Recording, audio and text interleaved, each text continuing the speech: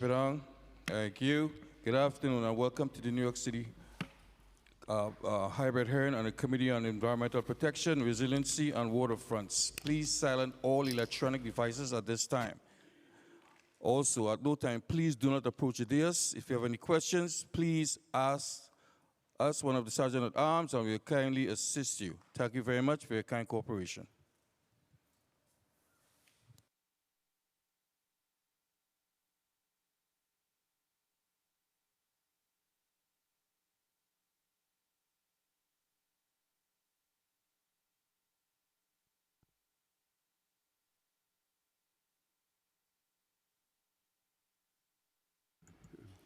Okay, Sergeant, we good? Okay, thank you. Sorry for the wait. The previous committee ran over a little bit, and we had to get ourselves together. Good afternoon. I'm Councilmember Jim Gennaro, Chair of the Committee on Environmental Protection, Resiliency, and Waterfronts. Today we'll hold an oversight hearing on civilian enforcement of the air and noise codes, and here's several pieces of legislation on this topic. Introductions 5, 291, 747, and 941.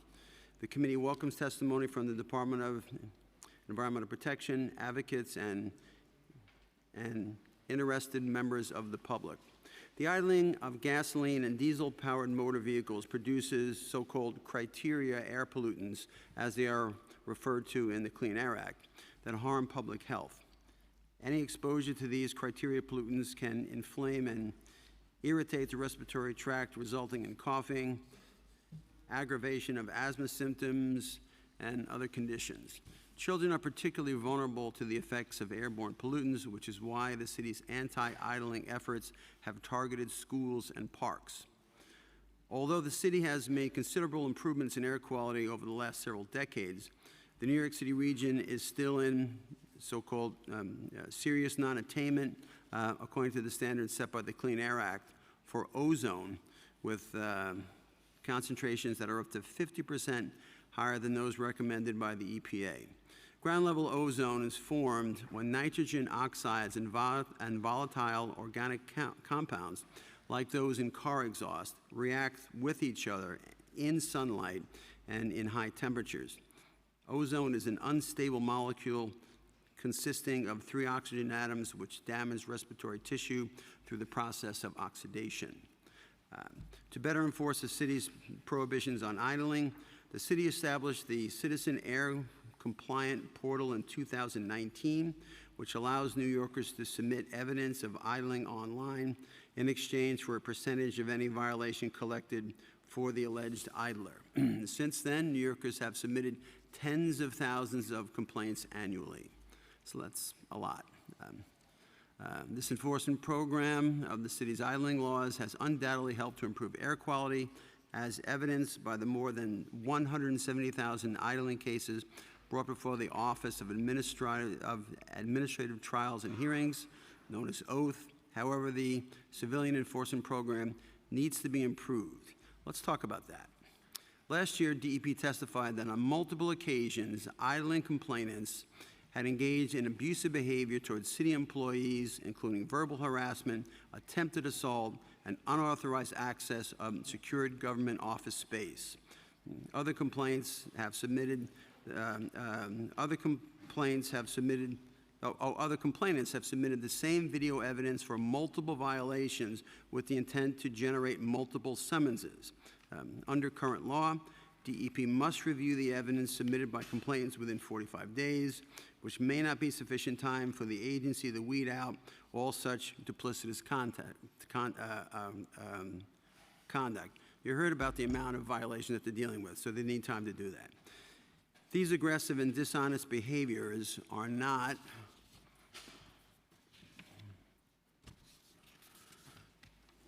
acceptable and need to be addressed by the council, in my opinion. My bill, Intro 941, would reform the city's idling complaint program in several ways. It would allow DEP to remove complainants from the program if they violate a code of conduct.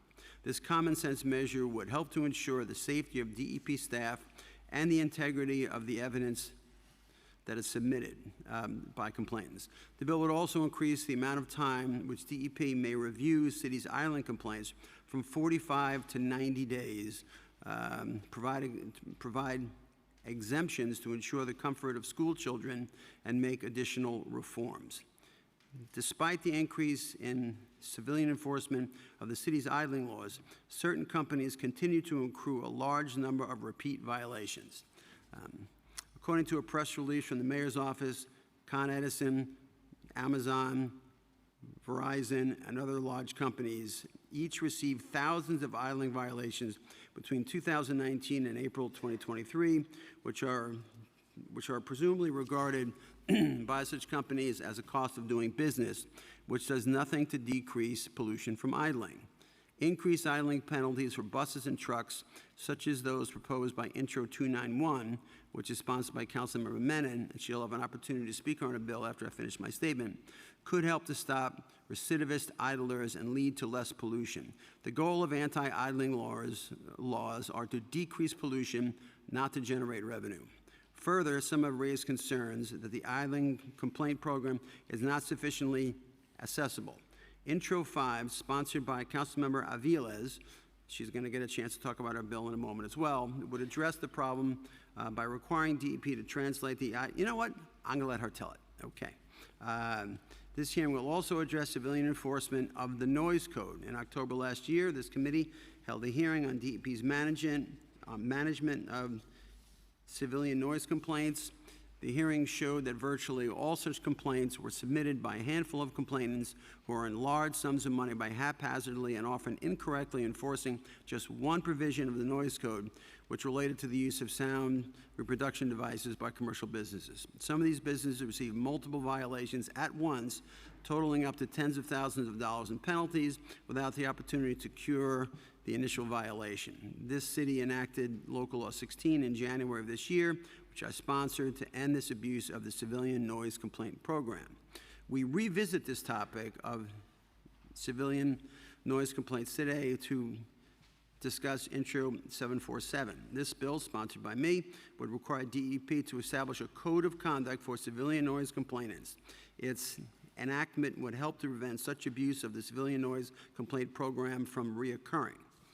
There you have it. I would like to thank the committee staff. We have policy analysts Ricky Chawla and Andrew Bourne, legislative counsel Austin Malone, new to this committee, to my right.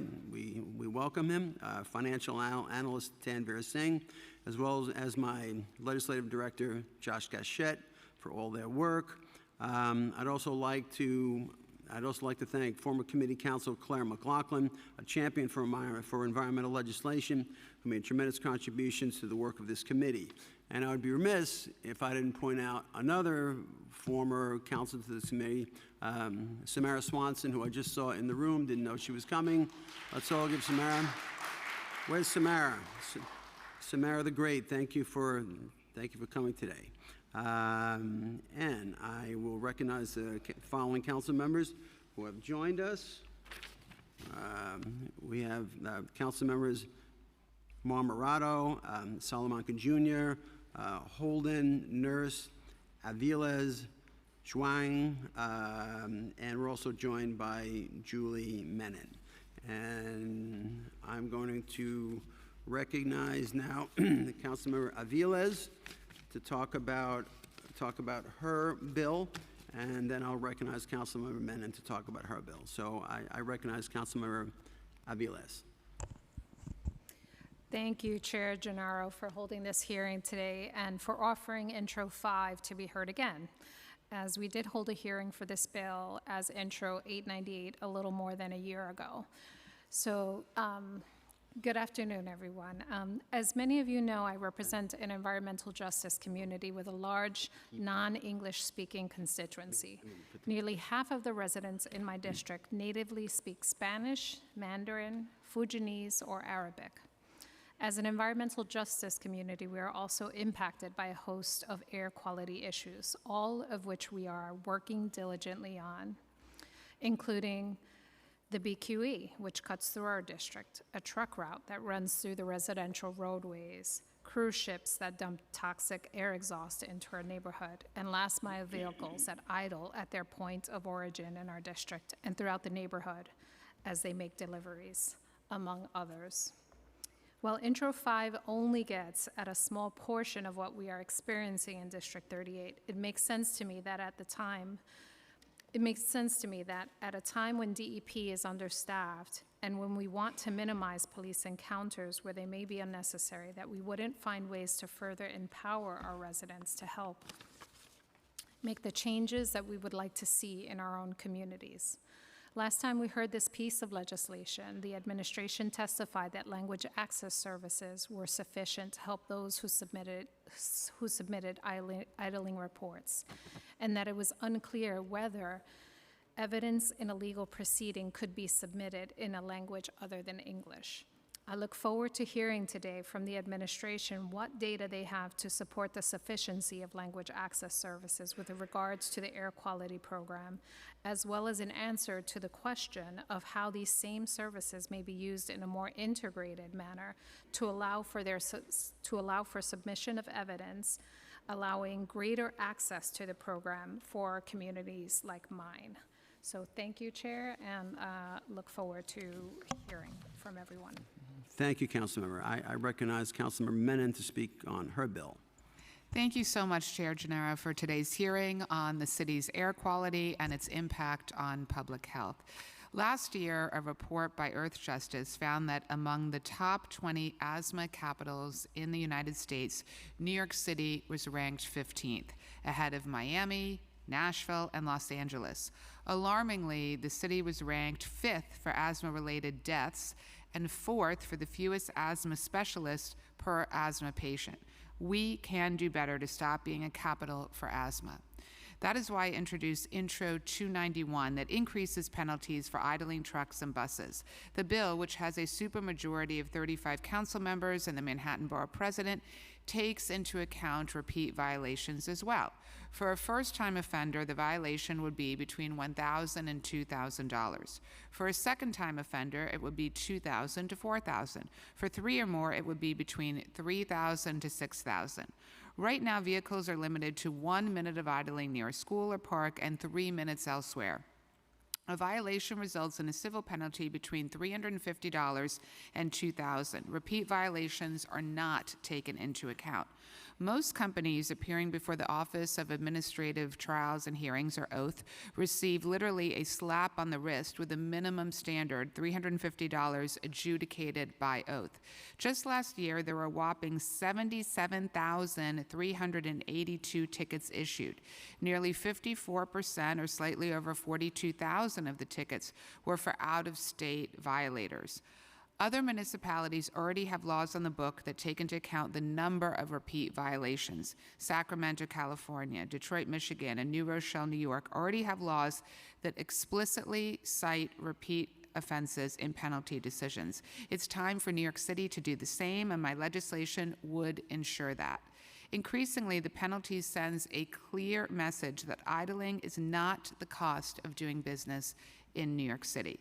Cleaner air is vital for communities across the city, and I want to thank the bill drafter, Julia Goldsmith-Pinkham, Beth Golub, Jeff Baker, and Andrea Vasquez. And from my team, I want to thank my Chief of Staff, Jonathan Schutt, Genesis Vargas, and Mercedes Anderson. And I also want to thank the Chair so much for holding today's hearing. Thank you.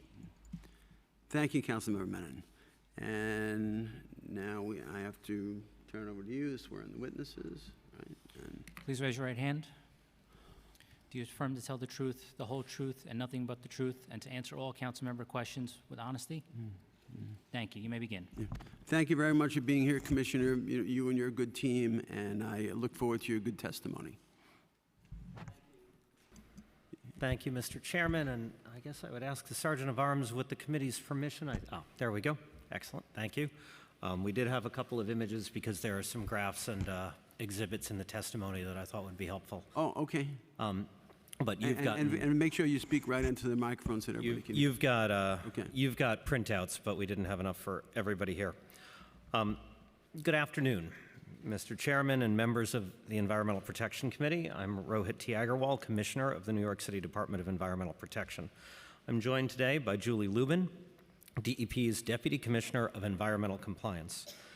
Julie oversees the Bureau of Environmental Compliance, BEC, which manages the enforcement of the noise and air codes, including the citizen complaint programs.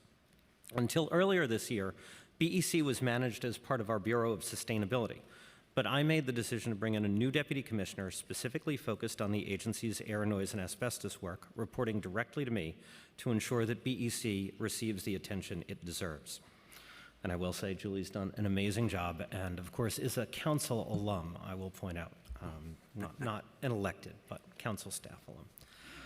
While today's focus is on DEP's citizen complaint programs, our main message is that writing tickets for idling is not an end in itself, but rather is one tool to reach the goal of driving down vehicle emissions. While successful, the program has flaws, particularly in its failure to address pollution in many environmental justice communities. With some edits we would like to discuss with the committee, we believe the combination of Intros 5, 291, and 941 can significantly improve the program's impact on air pollution. Mr. Chairman, you and I have worked together on this issue of air quality for nearly 2 decades. You have sponsored some of the most important air quality legislation we have, including the legislation that enabled DEP to phase out dirty heating oil, one of our most impactful local air quality initiatives. New York City has, in fact, made tremendous progress on air quality, driven largely by changes in both vehicle and building fuels as mandated by federal and local legislation. Over the past 20 years, we've seen a 60% decline in PM 2.5 and a 40% decline in nitrogen dioxide, as found in recent research by the Department of Health and Mental Hygiene. The health impacts of these improvements have been clear and direct. Over that same period, the number of asthma-related emergency room visits in New York City dropped by pretty much the same amounts. This success is remarkable. Today, our air is cleaner than it has been since the Civil War. The same DOHMH study also found that the bulk of this improvement stemmed from fuel quality requirements that were mandated federally for vehicles and locally for heating oil. In other words, we only saw real improvement when changes to equipment and fuels made it physically impossible to pollute. These mandates for mechanical or infrastructure improvements do much more than attempts to change behavior. Today, the biggest impact of air pollution is on EJ neighborhoods. The same DOHMH study found that the people who really suffer from air pollution are those who live in EJ neighborhoods like the South Bronx, Harlem, the North Shore of Staten Island, East New York, and Brownsville.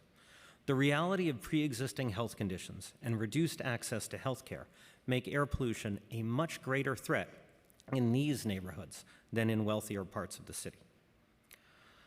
In this administration, we have worked to implement several air quality laws enacted by the City Council. We have accelerated the phase-out of number 4 heating oil pursuant to Local Law 32 of 2023. We have implemented the Local Law of 2015 requirement to regulate emissions from restaurants with wood or coal-burning ovens, and are progressing on its requirement to regulate emissions from restaurants with charbroilers. These rules have been controversial. Some of you may remember the pizza flying over the gate. But DEP and this administration are committed to improving air quality and public health, and we appreciate the Council's continued partnership on this. We have also been dedicated to reducing vehicle emissions. DCAS is aggressively electrifying the city's own vehicle fleet, and the city recently won a $15 million federal grant from the U.S. Department of Transportation to build the nation's largest curbside electric vehicle charging program. We have also embraced 100% renewable fuel for the city's heavy-duty vehicles, and DEP's new on-road diesel vehicles are all equipped with idle shutdown technology. We're also focused on addressing the pollution caused by delivery trucks. As promised in Plan YC and in the points of agreement related to the City of Yes for economic opportunity, we are developing a proposal for an indirect source rule to reduce emissions from trucks going to and from warehouses, many of which are located in environmental justice communities. I look forward to speaking with you more about this proposal in the future. A simple way to reduce vehicle emissions is to reduce idling. The Citizen Complaint Program is a useful tool in that overall effort. Pursuant to Local Law 58 of 2018, DEP has established a formal citizen air complaint program that invites civilians to report potential idling violations. Anyone can submit evidence of an idling violation, including a video and incident description, to DEP through our website. These reports go to BEC under Deputy Commissioner Lubin. BEC inspectors review all of the submissions. And I will point out it's important that each submission creates workload at BEC because we have to review it. I'll say more on that in a moment. If the inspectors determine that the evidence is sufficient, they issue a summons. DEP pursues the vast majority of complaints, which are those that we believe are valid and fully documented. Each is reviewed by a DEP air and noise inspector. If the vehicle owner is found in violation at the subsequent hearing at the Office of Administrative Trials and Hearings, OATH, the individual who submitted the evidence receives 25% of the collected fine. If DEP does not issue a summons, the person who submitted the evidence may decide to self-pursue the case at OATH and is entitled in that case to receive 50% of the collected fine if the self-pursued case leads to a violation. Could I have the next slide, please? The program has grown exponentially, with reports increasing from 9,000 in 2019 to over 80,000 in 2023. We have already surpassed 80,000 this year, so we believe we are on track for 120,000 in 2024. In 2023, 95% of the cases DEP brought to OATH resulted in a violation, so resulted in a decision by the administrative law judge that that violation was legitimate. The next slide, please. This administration has also invested resources in this program, including increasing the number of BEC staff to process these complaints. At my direction, BEC has also adopted automation processes that have accelerated processing times. Altogether, we have increased our processing capability by roughly 5 times. However, the number of complaints submitted has gone up nearly 10 times. As a result, our processing times have nearly doubled. We continue to pursue efficiencies in our processing, but the fact is that each video must be watched by one of our inspectors, which places a limit on how many we can process. Several large companies have received many violations, and our colleagues at the law department have pursued the largest violators, reaching agreements with several of them that have resulted in millions of dollars of fines paid to the city. As I said earlier, our goal is not to issue more fines.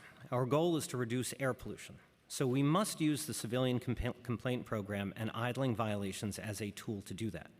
As this program has grown, we have found many shortcomings in its design, which we believe these bills could address. If I could actually go 2 slides ahead now, please, I'd be grateful. The most important challenge is fundamentally that most trucks are designed to keep the engine running. Air conditioning, heating, music, and other cab comfort functions turn off when the engine is off. Thus, a traditional vehicle forces the driver to choose between obeying the law and his or her own comfort. The best solution to this is electrification. Electric trucks can idle all they want without producing emissions. Further, because most of a vehicle's emissions are generated while it is driving, not while it is stationary, replacing one gas-powered vehicle with an EV has many times the benefits of stopping one vehicle from idling. A second best solution is retrofitting, and we have some images of those devices on the screen.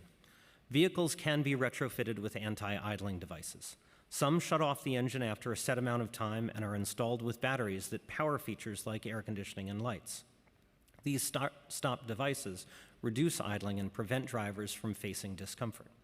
This is a tangible mechanical solution that would consistently address this problem. These devices do cost money. We estimate between $5,000 and $11,000, depending on the battery demand and the complexity of installation, per truck to install both anti-idling technology and batteries providing for driver comfort. The civilian complaint program can be a tool to incentivize companies to install these devices. We have used idling enforcement to encourage these kinds of improvements. Under the law, DEP has broad authority to grant waivers for idling. To date, we have granted just one waiver to a fleet that committed to electrifying half of its vehicles by the end of 2025. Last week, we issued 3 waivers conditional on the applicants electrifying or installing anti-idling devices. We believe the people of New York would benefit greatly if those companies accept those terms. But it would be helpful for this program directly to incentivize truck owners to either electrify or install anti-idling devices. This is why the CURE provision in Intro 941 is so important. The CURE encourages vehicle owners to spend money on a mechanical change instead of a fine. It encourages the owners to actually address the issue. Could we go back 1 slide, please, now? Sorry, we were out of order. A second problem with the current program is that it has essentially done nothing to improve air quality in many environmental justice communities. And I'd ask you to look at these 2 maps. As these 2 maps show, on the left-hand side is a map of where all of the complaints were issued in fiscal year 2024. As that map shows, most civilian complaints are issued in the Manhattan core, in the wealthier parts of Brooklyn, and in Western Queens. There is minimal attention to the areas that need it the most. On the right-hand side, of course, are the environmental justice neighborhoods in the city. It doesn't show up as well, but you see they are kind of the inverse of the other. The deterrent effect of this program, therefore, is mainly limited to trucks idling in Manhattan. In fact, because DEP's air inspectors now spend basically the vast majority of their time processing citizen complaints, an unintentional impact of this program has been to shift DEP's own enforcement out of many EJ neighborhoods to the processing of these primarily Manhattan violations. This is another way that a CURE provision encouraging anti-idling devices would be impactful.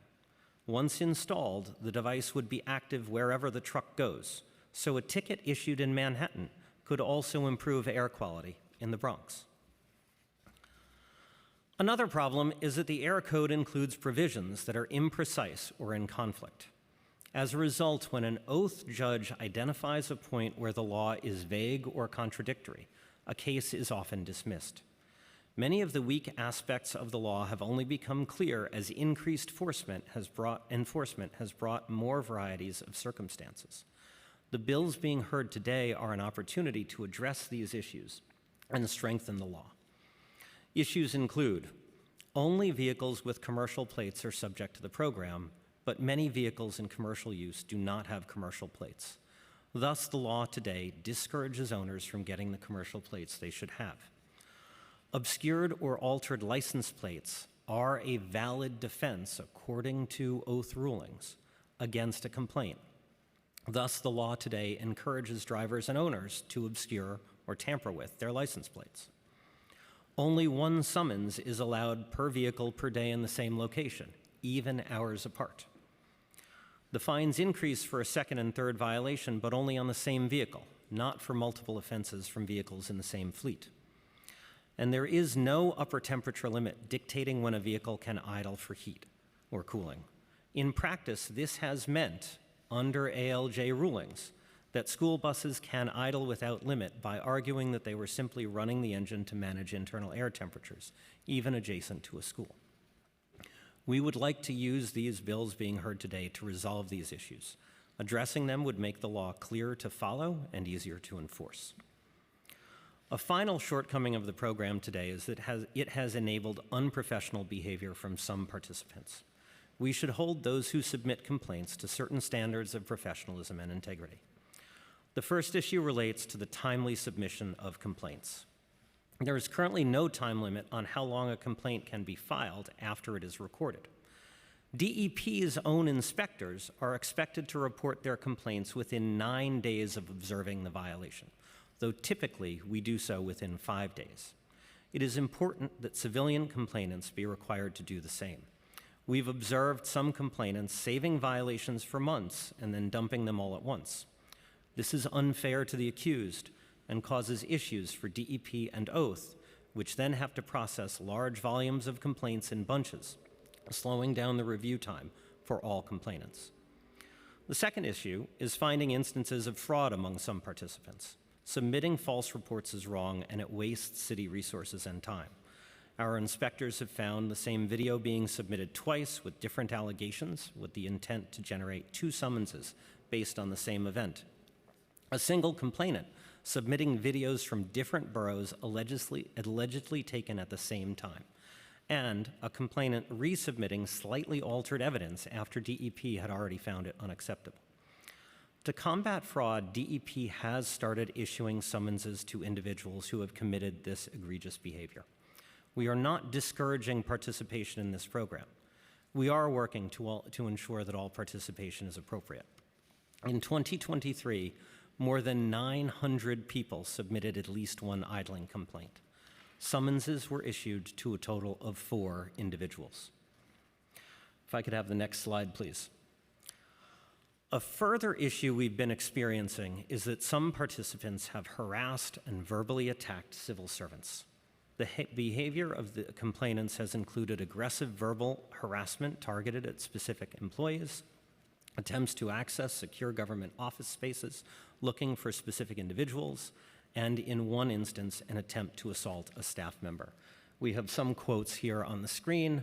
Frankly, I hesitate to read them because I don't want to legitimize them with my voice, but they are an example of the kinds of obscene and personal attacks that our staff deal with from a select few of the participants in this program. Such behavior is unacceptable. No one should feel threatened or tolerate abuse or harassment as part of their job. We need to protect our staff from the few individuals who feel they are justified in mistreating our employees. In sum, civilian complainants should be held to a code of conduct to protect staff and ensure the integrity of the civilian complaint program. Withholding reports, submitting false reports, and harassing staff should not be permitted. If a DEP inspector were accused of any of these actions, we would take them off enforcement duty and investigate. We must recognize the role that civilian participants are playing. They are not just making 311 complaints. They are contributing to the initiation of legal proceedings under the Air Code. It makes them an extension of the city's enforcement. There must be a method to address fraudulent submissions and abusive behavior. I've mentioned already how powerful anti-idling devices could be in reducing idling, not only in Manhattan, but citywide. Today, levied fines, which range from $350 to $2,000, appear to be too low to incentivize mechanical change like the installation of anti-idling devices. This is why in Plan YC a year and a half ago, the Adams administration clearly stated its support for increasing the fines. However, fines cannot be increased unless necessary reforms are put in place. The law must be more precise, must encourage cures, and must protect staff and the integrity of the system. In addition, any fine increase must be coupled by a change in the bounty structure. Today, the payout for the civilian complainant is based on a percentage of the fine imposed. Fines start at $350, but can increase up to $2,000 for repeat offenses. We know from published reports that some participants are earning between $150,000 and $250,000 per year from this program. If the fine were quadrupled, it would mean that someone could earn $1 million per year from this program. By contrast, the average salary of a DEP air inspector is roughly $55,000 per year. While we can and should pay people who do the service of reporting offenses, we do not need to make them millionaires. I don't believe any of the civilian enforcers are doing work that deserves more money than a trained DEP inspector earns. We suggest a flat rate payout for complainants.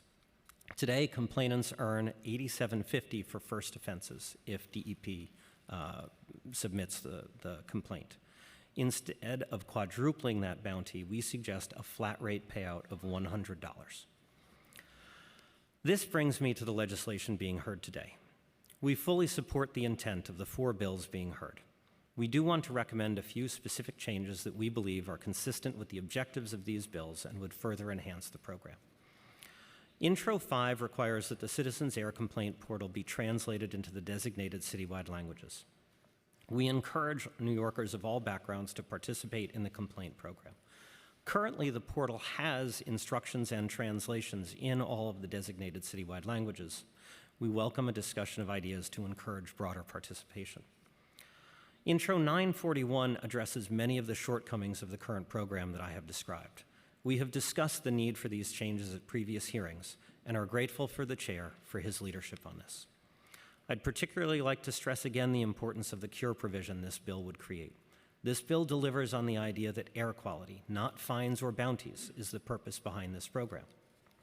A truck that is retrofitted because of a summons issued in Manhattan will improve air quality everywhere it travels in the city.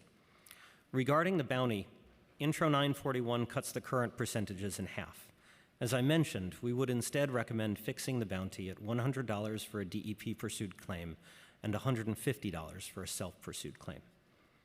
Intro 941 also authorizes DEP to create a code of conduct for participation in the program. We think the bill language should be amended to reflect that a complainant that a complainant would be disciplined for the same reasons as we would discipline a DEP air and noise inspector. That is, submitting fraudulent or falsified evidence, abusing or harassing city staff, or intimidating, harassing, or threatening individuals in connection with a citizen complaint. Intro 291 would raise fines for idling violations, which is consistent with this administration's policy as stated in Plan YC. In fact, we would like to propose raising the maximum even higher to $10,000 for companies that receive significant numbers of repeat offenses in a year, companies, as we have seen, like Verizon and Con Ed.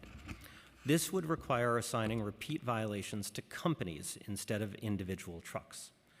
Additionally, as I noted earlier, we cannot support Intro 291 unless other important changes to the program are addressed, and so we ask the Council to consider these bills as a package to pass together. Intro 747 extends some of these idling citizen complaint program changes to the noise citizen complaint program. Consistent with what I said about Intro 941, we support the overall idea, but would recommend changing the bill to establish a clear and high standard for discipline, and that the language of Intro 747 should be brought into alignment with what is finalized for Intro 941. Both the genius and the challenge with the civilian complaint program is that it creates a clear financial incentive for people to issue complaints. More than 2,500 New Yorkers have participated in this program since its inception. The vast majority seem to be driven largely by the desire to improve air quality. A small group, however, have turned this into what one participant described as a, quote, lucrative side hustle, unquote. I have no problem with people making money from doing the work to submit evidence of idling, but this law has created a lobby that has a direct financial stake in more summonses being issued, but not a direct financial stake in improving air quality. I encourage you to treat these viewpoints with the same skepticism you would treat of any lobbyist seeking to prevent the reform of a government program from which their client makes millions. I want to reiterate my and my colleagues' thanks to Chair Gennaro and the committee for your attention to these programs. I recognize that the bills being heard today include many of the ideas that we discussed during the noise enforcement hearing last fall. The Council's partnership on these is critical to maximizing the effectiveness of these citizen enforcement programs. Thank you again for the opportunity to testify. My colleagues and I are happy to answer any questions that you have. Thank you, Commissioner, for your comprehensive testimony. I certainly appreciate it. I'm going to be going through your statement in a moment, as I normally do, and pose some questions. I want to recognize that we're joined by Councilman Ressler. I appreciate his presence here today. Let's take a sip and I'll...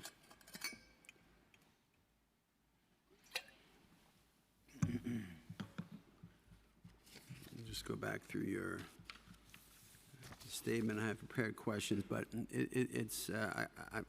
for me, I'm going to try to limit my questioning because we have so many people scheduled to testify. And of course, one of the main benefits we get from these hearings is hearing from stakeholders, and we have a whole bunch of people who want to testify, so we do want to get to them because this hearing is going to go on for hours, but I have to do my due diligence and pose some questions to you. I made notes in your statement. I just want to reinforce what you said on page 2 of your statement about the, because we're talking about ozone, but in PM 2.5 is a critically important pollutant that's small particles that go straight into the lungs go right past the body's defenses. A 60% decline in PM 2.5, and also a big reduction in NO2. And to correlate that with the reduced visits to emergency rooms for asthma is incredible. And I mention this because we should do everything we can to redouble our efforts to make these numbers even lower. I want to enforce. I just want to reinforce to everyone here that this is what this is all about. It's not about revenue. So thank you for that. Your testimony, again, I'm just sort of reinforcing about how what we're doing, even though a lot of the action takes place in Midtown Manhattan and Lower Manhattan, it's going to spill over into the EJ communities and give them some needed relief. And so we certainly do appreciate that. I'm actually going to ask you a question soon, so just get ready. It's coming. And now, pardon me, on page 4 of your statement, you talk about the exponential growth of the program from 9,000 violations to 80,000 in 2023. We're over 100,000 now. We're looking at 120,000 cases by the time we close it out, and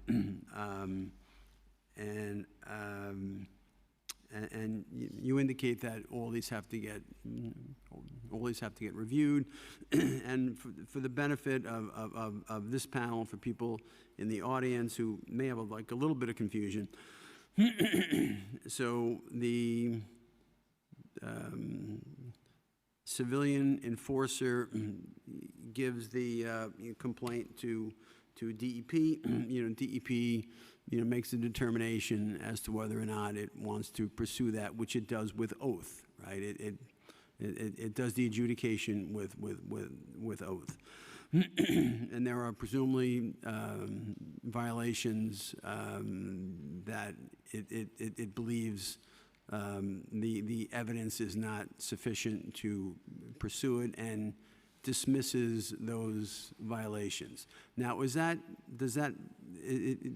completely dispositive, or can the complainant then go to oath after it's found to be insufficient by DEP? How does that work?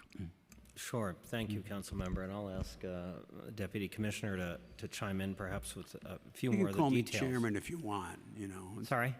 So, you can call me chairman if you want. Okay, Mr. Chairman. Sorry. I'm messing with you, Red. It's okay. It's all good. We're friends, yeah. So the way that the law states it now is DEP basically has first dibs, if you will. Right. Right. We have the right to decide that a complaint is valid and likely to succeed based on the case law that's been accumulated by all of these ALJ decisions at oath. And if so, the law basically requires us within 45 days to tell the complainant whether we are going to pursue it or not. If we do not pursue it, they are allowed to self-pursue. That's that alternative path. It requires them to do the paperwork of taking the case to oath. Right, but I just want to drill down on that a little bit. Because that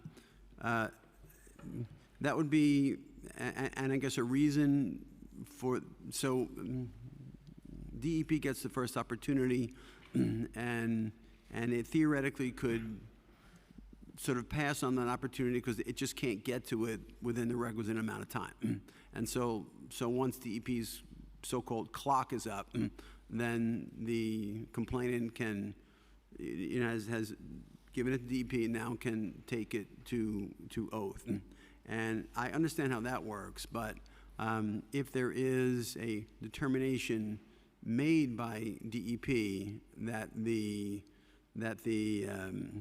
evidence is insufficient, fraudulent, whatever, does DEP have the ability to completely dismiss that case, or it goes back to the complainant to make their case to oath, notwithstanding the fact that, you know, DEP has found the violation to be, I'm just wondering whether DEP has the ability to just completely dismiss a violation and that's the end of it. Right. If we find that the evidence is insufficient, the citizen could not pursue it. They can pursue it if we are too late. We don't review it in time. Right, okay. And so DEP does have the ability to dismiss a violation, Deputy Commissioner, right? Right. We say it doesn't meet the, it's like not having a prima facie case. They Right. can't go forward. Right, and is there any appeal that is available to the complainant, or? No. No, okay. And so I just want everyone to understand the process. It's just so if DEP gets them, they move them through oath, they get the violation, or they don't do it in time, and then, or they just outright dismiss it. Okay, so I just want to make that clear for everybody. I got to change my distance glasses to my reading glasses to go there.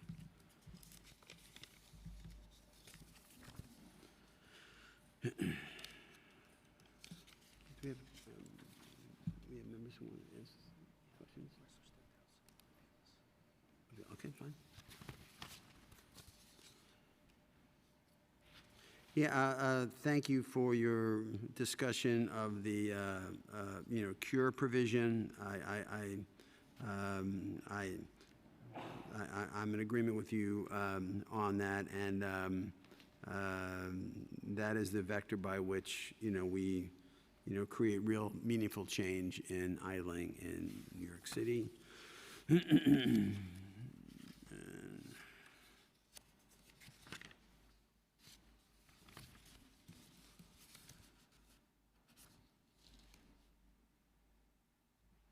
And very happy to engage with you on a discussion about the about going to about the bounty structure and how the increase in fines can lead to people making millions of dollars for doing this, and so we've tried to partner before, and I look forward to speaking with you more about that. We'll hear testimony from stakeholders, of course, and thank you for your support of 941. And this is what happens when we have a lot of collaboration in previous hearings where we're kind of like on the same page. And so I appreciate that. I have maybe one or two questions that I want to get to, but we have, who's looking to ask questions? Oh, Councilmember Aviles wishes to be recognized for questions. I recognize Councilmember Aviles for questions. Great, thank you, Chair. Excuse me.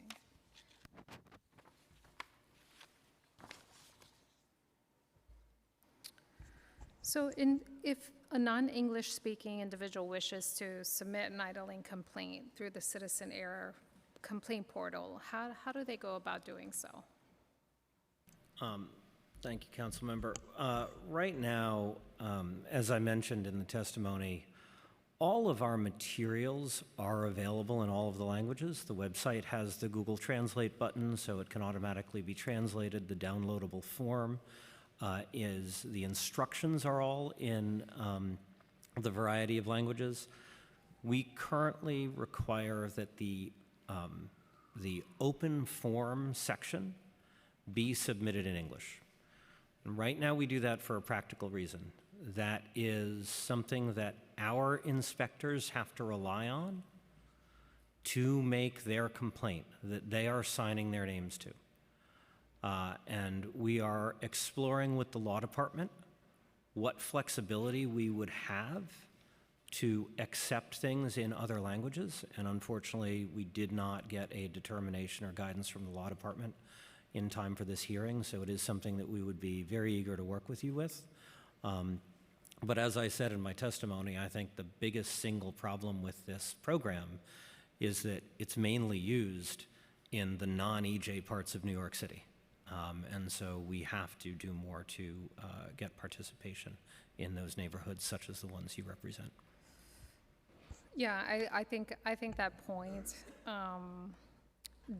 definitely underscores, because right now I was actually trying to submit a complaint as we were sitting here, and the interface is not as simple. And I think clearly the agency has made an effort to translate what the interface is, but you have to toggle between multiple windows already. So we are nowhere near an interface that is remotely user-friendly, which to me is a giant barrier for anyone who's going to be submitting. So there seems to, the user interface needs a long way to go to make it actually accessible. I appreciate the, I think also it does say you have to answer everything in English. If you don't know, you can't answer it. I'm kind of mystified, but I realize that you are working on that. In the Immigration Committee, we're going to be looking at Local Law 30 and how the city is actually meeting its mandate to provide language accessibility, and we see kind of these real gaps across the system, and this is unfortunately another place where we need to do some serious work. So in terms of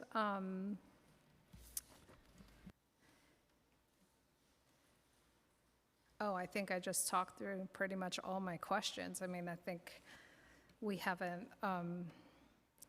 long way to go to make this program accessible to non-English speaking communities. If I may just quickly seg to, and Chair, if it's okay. Yeah, sure. I look forward to working with you on that, and we definitely need to do a better interface that makes it easier for New Yorkers to participate. In terms of currently, the idling law in New York City notes a maximum of 3 minutes, and that time is cut substantially, as you know, near schools, as an acknowledgement that children are particularly a vulnerable population that we are seeking to protect. Is there any evidence to suggest that 18 minutes is the amount of time that's needed for either loading or unloading, or the health impacts of an 18-minute interval? I'm sorry, Councilmember, what's the 18 For minute? 18 minutes is under, I guess, the legislation and Intro 941. I thought it was 15. So, Councilmember, I'll Or even address. let's do 15. Yeah, I'll address the way I understand that, and then ask the Deputy Commissioner to elaborate. As I mentioned in my testimony, first of all, DEP follows the case law that the administrative law judges create, right? As in all legal proceedings, these are legal proceedings. These are not 311 complaints, right? And some of the difficulty of the forms that we have is because this is different than just registering a complaint. This is kind of doing the same paperwork that a DEP inspector or a police officer has to do to initiate a legal enforcement proceeding.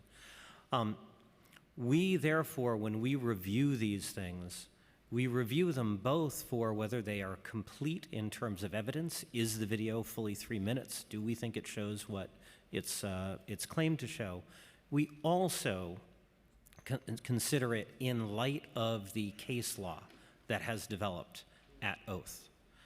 And there is a gap, as I pointed out, which I think we can fix here, which is that there is an inconsistency between the law that governs school bus internal comfort and a gap in what the law, in what the air code says school buses can do. As a result, Oath ALJs have dismissed a set of school buses, of school bus cases, and we believe we should use legislation to clarify and tighten it so that there is greater alignment. In terms of 15 minutes, the issue here, again, is that these vehicles require the engine to run either for heating or for cooling. And so we would be very happy to work with the council and with the committee to make this even clearer, but there is going to have to be some amount of time for the bus either to cool things down when it's hot out or warm things up when it's cool out before the students get on board. Let me just ask, Julie, did I do that justice? Yes, that's, we currently have a best practice for 15 minutes, which the law would codify. In some cases, the engine of a vehicle needs the 3 minutes versus the 1 minute, but the 15 minutes is to allow for this cooling and heating. Yeah, I think what I often see, actually on a daily basis, is a lining up of 4 to 5 buses in front of a building who are sitting there idling for significant amounts of time with no children in them because they've already dropped off the kids.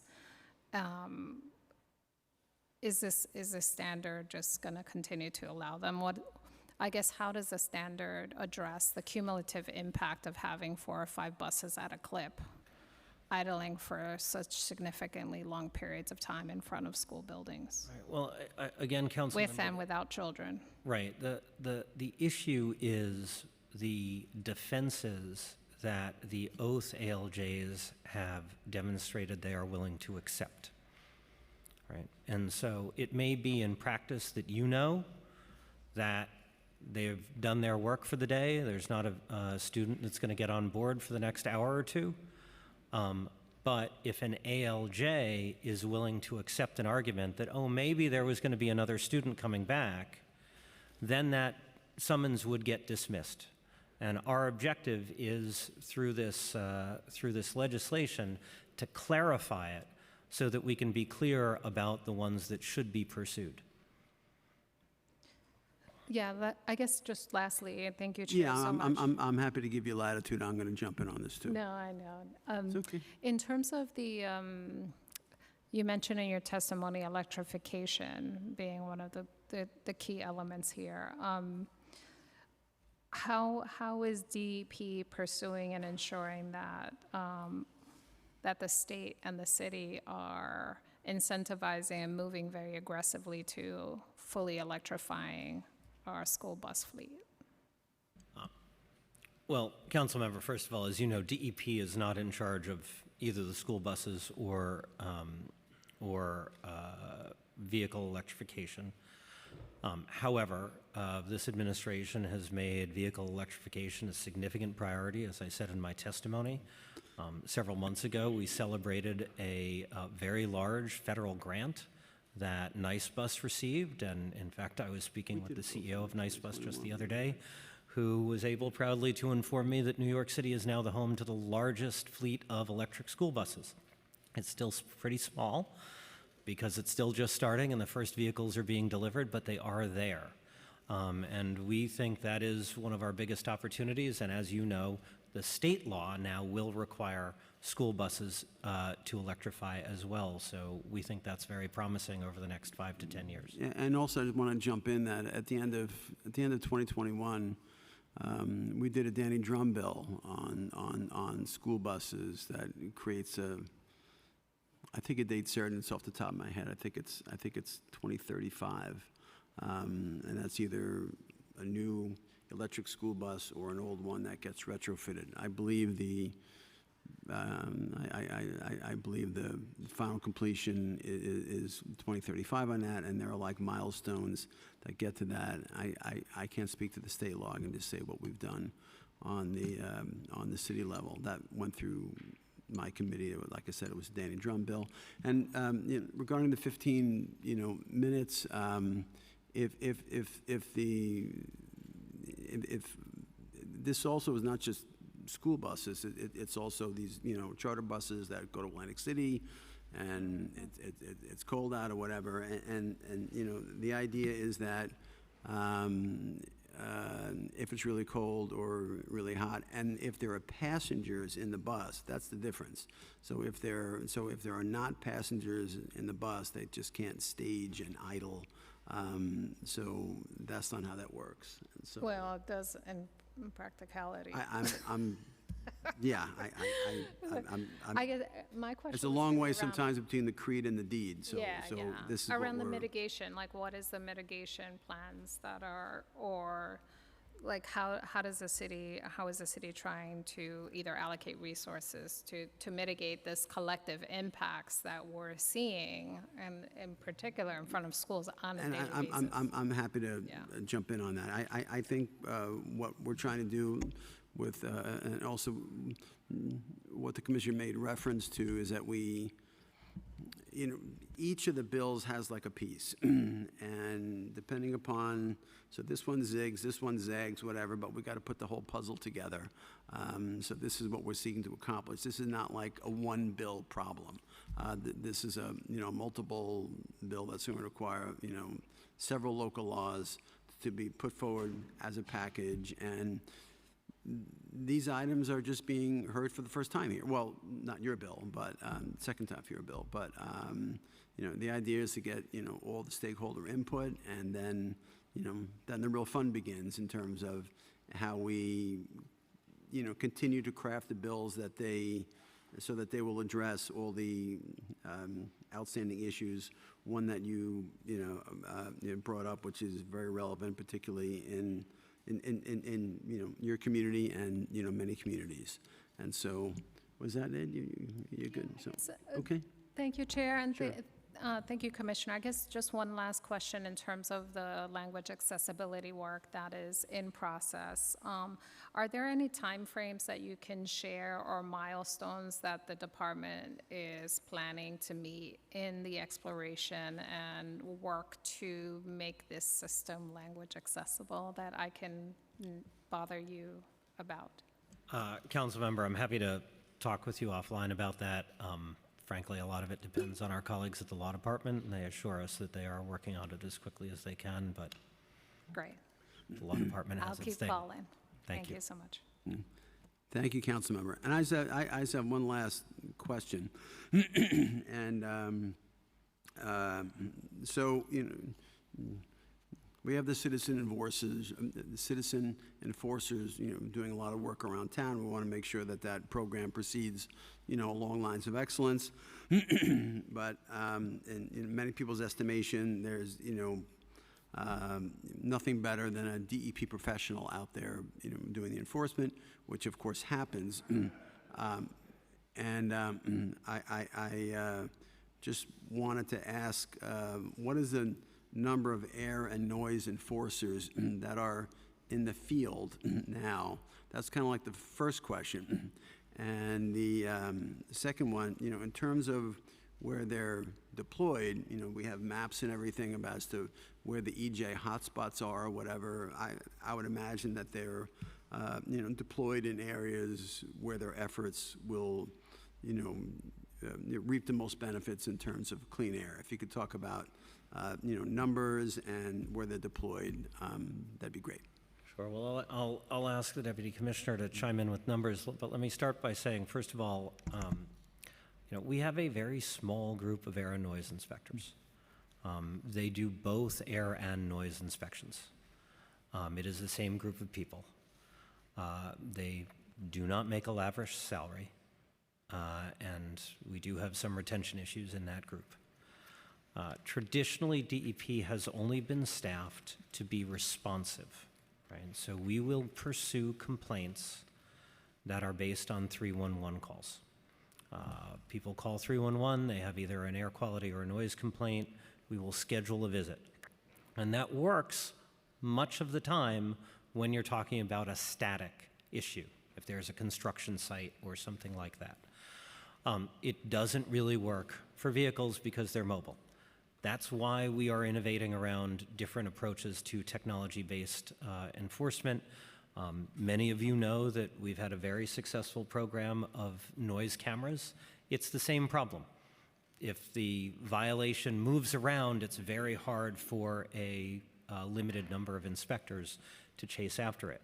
And as I mentioned in my testimony, one of the things that has happened while the number of the civilian complaints has grown so much is that our limited pool of air and noise inspectors are increasingly chained to their desks, reviewing these. So it's the same that the same respond to people. complaints and also Yes. review the video Yes. footage at LEFRAC or wherever, right? Right, right. And they were the ones I was out a couple of weeks ago at Forest Hills Stadium on a Saturday night or a Sunday night. Okay, right? well, you could have Same invited group of people.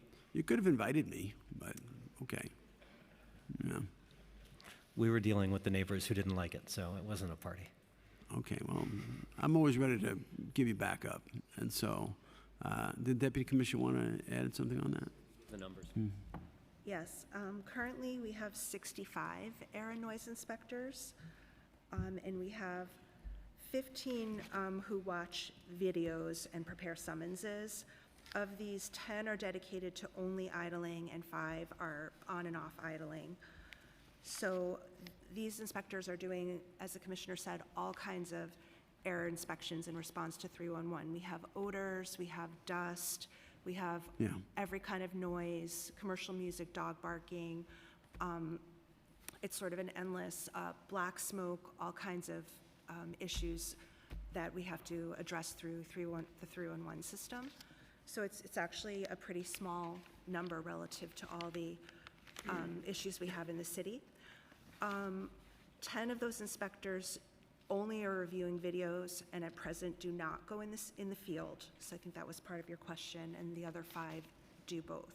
And that could include an idling complaint as well, for example, a passenger car. Civilians do not do those, they only do commercial vehicles, but we may do everything. Right. Okay.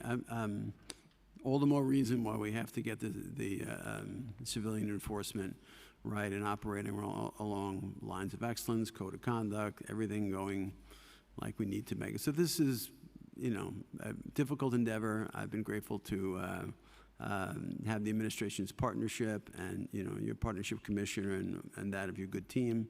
And we look forward to peeling the onion and arriving at a place where everyone is pretty much in their happy place. And I'm not saying that to be funny. We just need to get it right. And so we thank you for your commitment to partnering with us on that. And with anybody wants to ask questions of the? Councilmember Ressler wishes to be recognized. I recognize Councilmember Ressler for questions, but he's not going to get as much time as Alexa, okay? We can't all be Alexa Aviles. I'm telling you. Thank you very much, Chair, for the opportunity and for the hearing today, and thank you, Commissioner and team, for your thoughtful testimony. Just want to generally state how appreciative I am of the partnership with DP under your leadership, so thank you very much for the work that you do and your stellar team. I did have a few questions that I wanted to ask that I just worry about some of the operational implications of some of these changes and would love some more information. The reduction in time to have only 5 days to submit a complaint from the time that the video is captured. Well, let me just one step back. I think citizen enforcement tools are important, and I think that they are valuable, and I think you testified to that today. I believe that there are many other areas where we could be doing more citizen enforcement that would be very helpful in ensuring that bad actors across the city of New York are held accountable. There's only so many city workers, you only have so many eyes and ears, and as hard as the inspectors at DP work, and as much as we appreciate their service to the city, it's just impossible for them to be holding everyone accountable that needs to be. So this is another effective deterrent, and I think it's a useful tool. I'm concerned, so just having only 5 days to submit the paperwork, I think we would all agree, a complex process to actually submit a claim. Are there, having documents notified, et cetera, have you thought at all, along with the reduced time frame, to streamline or simplify the process to submit a complaint? Would that be a part of that trade-off in the reduced time frame? Look, as I said, we have been working very hard to figure out how to make this entire system as efficient and simple as possible. Any increase in simplicity reduces our workload, improves our performance, streamlines our own operations as well. I think one of the things that we have been working on is whether there is an app that we could develop that would simplify a lot of that. As you know, government agencies aren't always the best at developing apps, and so we are working on it, but it is a bit of slow going. But look, I would be very interested in working with the committee if there are ideas for how we can make it easier to submit. I appreciate that. In ways, but if I could finish, in ways that are consistent still with the successful determinations at oath. Because frankly, I think one of the things that repeatedly gets lost here is that we are playing a role of quality control. And just as we would not let one of our air inspectors submit a complaint that we think would violate case law or would be dismissed, we do the same quality control here. This is not the same as 311 complaints. Fair. I just think that those two things should go hand in hand. If we're tightening the time frame up and only giving people 5 days to submit the complaint, and we should streamline the process and make it easier to do it. So I'm open to those kinds of trade-offs. I just think they need to happen. Other thing that I wanted to ask about is, I have a couple things actually, but another thing I'd like to ask about is the reduction in the percentage of the fine collected going back to the complainant and imposing a flat fare as well, a flat fine amount as well. Have you considered capping the total amount that a single complainant could generate in revenue in the course of a year? Complainant X could generate up to X thousands of dollars in revenue from submitting idling complaints. It's not something that I have considered. I don't know if there's a basis in law. That's not something that we've considered to date. And as the commissioner said, if that was something that the council were interested in, it would have to be the subject of legal research. Great. I do think it's worth considering. I think that if we want to encourage Jane and John Doe to capture idling, submit the complaint, we want it to be an easier process for them to submit it, and we want everyone to be thinking about how we can do that. If we want to discourage somebody from giving up their job and just spending all day filing idling complaints, then having a cap might be a way to pursue that. I just think it's a different approach that's worth considering as well. And then I wanted to talk a little bit about school buses. I'm really pleased that you referenced Nice Bus. They have a big depot in the 33rd Council District. I think that they are a tremendous new nonprofit organization that frankly should be taking over every single school bus contract in the city of New York. We would have a more reliable system with the Office of Pupil Transportation if Nice Bus had every single contract. And they're doing a great job with students with disabilities, and they're electrifying their fleet. I just went out and visited one of the new electric school buses before the first week of school. I'm all about it. And I think it's not unreasonable for us to say we don't want kids on a bus if the temperature's cold or the temperature's hot. That's can be a dangerous condition, especially if students with disabilities and other folks who have other challenges. Could we limit the violations to only when students are on a bus? We don't want school bus drivers keeping the engine running when there aren't students, right? And so is that something that could be considered, or have you considered that as DEP approaches this as well?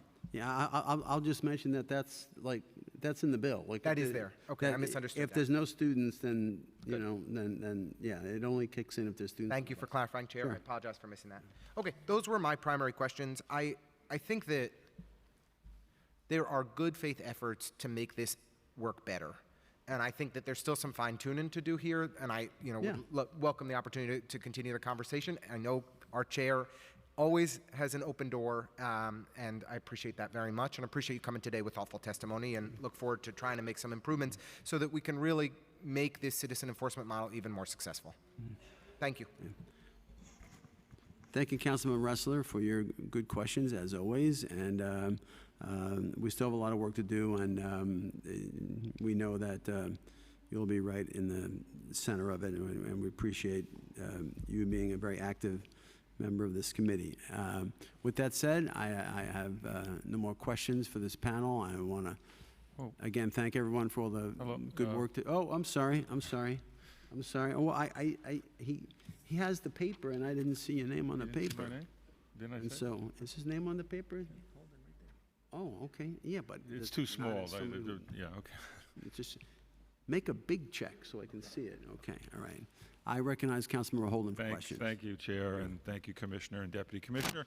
A couple of questions on your testimony where you mentioned that oath, if the license plate is doctored somewhat, they can get off, right? And you mentioned about if the license plate is not commercial, it doesn't, and I have that issue all the time with commercial vehicles parked in the neighborhoods, and police don't recognize it because it doesn't say commercial on it. It's misregistered or it's out of state. Now, what about these out of state vehicles that, like Pennsylvania, that doesn't have commercial on it? Are those considered, do we get around that? Or New Jersey, I believe, does the same thing? I don't know the practices of other states, but I don't believe we can enforce against companies that are out of state. So it's clearly a truck. We can. No, it's excuse me, clearly an let me correct. 18-wheel truck. Right, so what we would recommend is that the bill say that obviously commercial vehicles that do not have commercial plates would be subject to the law. That's one of the recommendations that we Right, would make. because the Bill 291 mentions RCNY, which is the rules of the City of New York, and that's the problem. Yes. Because that has a whole bunch of trucks that would not be included, and we couldn't do anything about either. Agreed, and our recommendation would be to modify, to have a carve-out that most of the City of New York's rule that's cited there would apply, except for the commercial plate requirement. Yeah, it of would that be rule. under the vehicle traffic laws, which is a state Well, issue. that one we think is too broad, actually. It captures too many, that one refers to, I believe, the word property very generally, so we like the city rule, but we would tweak the city rule to encompass commercial vehicles that do not have commercial plates. Right, so if it's a van and they don't have seats in them and they're loading and unloading, that's a commercial vehicle essentially, right? Yeah, we agree with what you're proposing. Okay, so that's a very, very important feature because otherwise so many vehicles would get through and we wouldn't be able to enforce that. So that's an important thing on Chair, he left, that the 291 should include. That's why, but the biggest problem is, and I think we have to also do this with the police department because they don't know what a commercial vehicle is many times. Because I tell them, this van, and many people are getting around the laws now by not registering, what you mentioned, Commissioner, not registering as a commercial vehicle. So they can park in neighborhoods, they can do, they could idle, they could unload, and they're parking on the streets of residential areas. So, yeah, so that's an important feature. I thank you for that, and if we can get, I'll vote for the bill if they make those changes. Thank you so much. No chair. Okay. There's a pause in the action. Yeah. Do you want me to take over? I'll take over. I'll give myself more time again.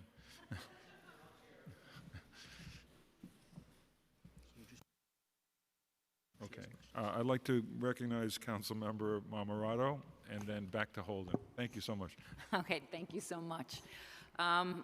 Commissioner, bravo on the flood kit event. My district was ecstatic. Between the education and the goodies that they received, it's a huge hit in my district, and I look forward to you guys doing more of them throughout the city. I'm sure the people of the city really would appreciate it like our district did. So I just wanted to go over the civilian complaints. So District 13 is very active, especially when it comes to reporting the illegal cannabis shops. We do an online form ourselves, and then we pass it over to the sheriff's office. So as far as civilian complaints for the idling cars, how do my constituents go about it? Because I am shocked that we're not even on here with complaints, and I just want to know how they can get active and how they can actually get compensated for this. Well, first of all, thank you. We had a great time in your district. In fact, we were just out in the Rockaways last night doing another one with a similarly large crowd, so I appreciate that. And I want to thank Beth DeFalco, our Deputy Commissioner, for being the mastermind of that whole program. First of all, let me just be clear, the citizen complaint program only applies to trucks and buses. Yes. Right, to commercials, so not for cars. And again, it is online. As Councilmember Avila has pointed out, it requires a little bit of work to figure out. We acknowledge that, as I've said, we have been trying to figure out how we could streamline it, both from a process and from a user interface point of view.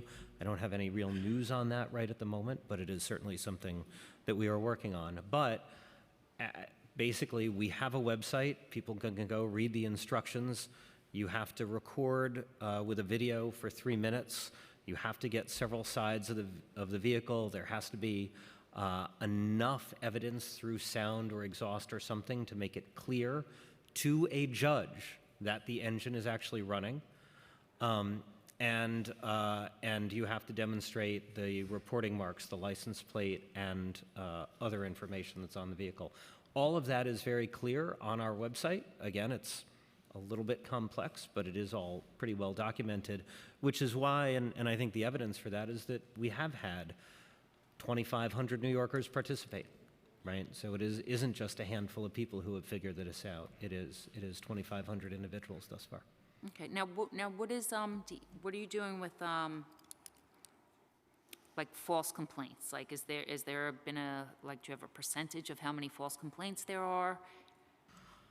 It is a very small number, right? And that's a wonderful part of this program, right? The vast majority of the complaints that are submitted are good. The vast majority of them DEP takes ownership of and submits, and therefore we do a lot of the work rather than requiring the citizen complainant to do that work.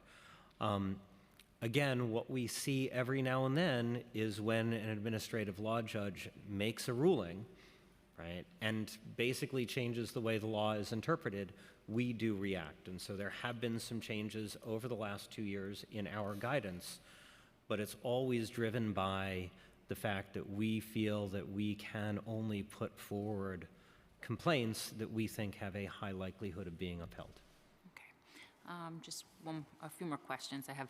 So given that you like to ensure safety and protection for the civilian complaints, for people facing abuse or threats, what is DEP doing currently to monitor and address these threats of violence and abuse towards our civilians? Towards our workers? Or? No, the civilians that are reporting. Look, we have heard, we have received a handful of instances where people seeking to record information and file complaints have been threatened by the drivers or what have you. Look, our air and noise, basically, we advise the same thing as we advise our air and noise inspectors. DEP's air and noise inspectors are unarmed. It is one of the reasons that we divide responsibility for particularly noise enforcement with the police. In any instance where there is the potential for a threat, we do not send our inspectors. We ask the police department to take it. And so basically our advice is if and when that happens, we need civilians to withdraw. We do not have any way right now to take action against that unless the civilian files a complaint with NYPD. Okay, thank you so much. Thank you, Chair. Thank you, Councilmember. And with that, I'll thank the panel for the third time and look forward to working with you everyone should know that the administration is, although they are not going to have a person in the room, there will be multiple people from the administration, and just talk to the representative of the mayor's office, that all of the testimony that is put forward today is going to be listened to by the administration. And so I'm a stickler about that, because the administration should hear the good testimony, and they always cooperate in that. And so anything that is said to this council will also be heard by the administration. So with that said, great to see you, Rit, everyone else, and Deputy Commissioner. And yeah, thank you. And we're going to take a minute just to work with staff here to kind of get the order of witnesses together. People should not, we'll have a little business to do, and then we're going to go to the public testimony.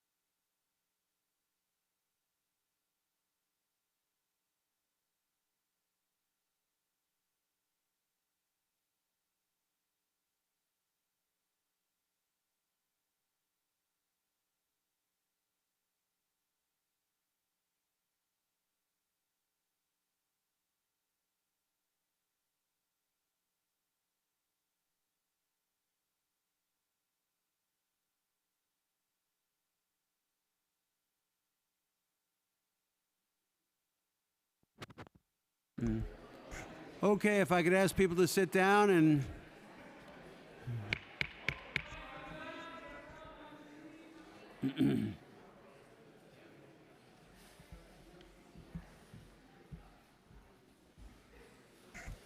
Okay, while staff is getting the witness slips and, oh, it's done? Okay, fine. And so before we can commence with the public comment period, I want to thank everyone at the outset. You know, it's, we're going to be here for a while, and so, and it's going to be a 2-minute sort of strictly enforced limit on testimony. And so we ask people to keep it within 2 minutes because the people at the end of the hearing are going to be waiting a long time. And so 2 minutes, and then we're going to call time. I like to be a little flexible. I don't think the amount of witnesses we have today is going to give me the ability to do that. But before we can start, I have this boilerplate that I have to read about the public comment period. I'm legally obligated to read this. Just read the whole thing, right? Yep. Okay. All right. I start here or up here? Okay. I now open the, we didn't used to do this, but now we do it. I now open the hearing for public testimony. I remind members of the public that this is a formal government proceeding and that decorum shall be observed at all times. As such, members of the public shall remain silent at all times. This is the next section. Okay. The witness table is reserved for people who wish to testify. No video recording or photography is allowed from the witness table. Further, members of the public may not present audio or video recordings as testimony, but may submit transcripts of such recordings to the Sergeant-at-Arms for inclusion in the hearing record. If you wish to speak at today's hearing, please fill out an appearance card with the Sergeant-at-Arms and wait to be recognized. When recognized, you will have 2 minutes to speak on today's hearings, on today's hearing topic of citizen complaint programs, including the following legislation. Intros 5, 291, 747, and 941. Is that it? Okay, I did it. All right. What dropped? Okay. You got that?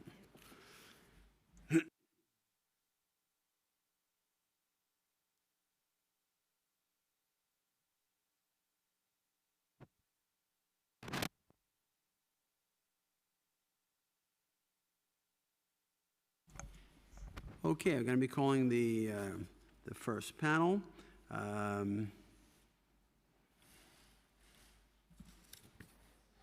Yeah, I think my eyeglass prescription just ran out. First witness is our very own Samara Swanston. I didn't put her on top, but she's a favorite of council staff here, so she is part of the first panel. Look forward to hearing from her. Wayne Arden from the Sierra Club, and Eric Goldstein, a frequent flyer at this committee from the Natural Resources Defense Council.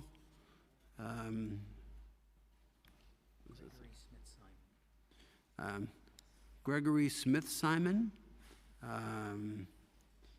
representing the Rise to Resilience Coalition, and Juno Chow-La-Song from the, she represents Citizen Complaint Program. Looks like Suhali Mendez, New York Lawyers from the Public Interest. That will constitute the first panel.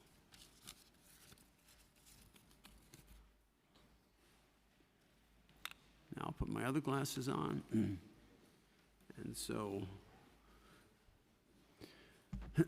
why don't we go from my left to my right? And good to see you, Samara. Thanks for,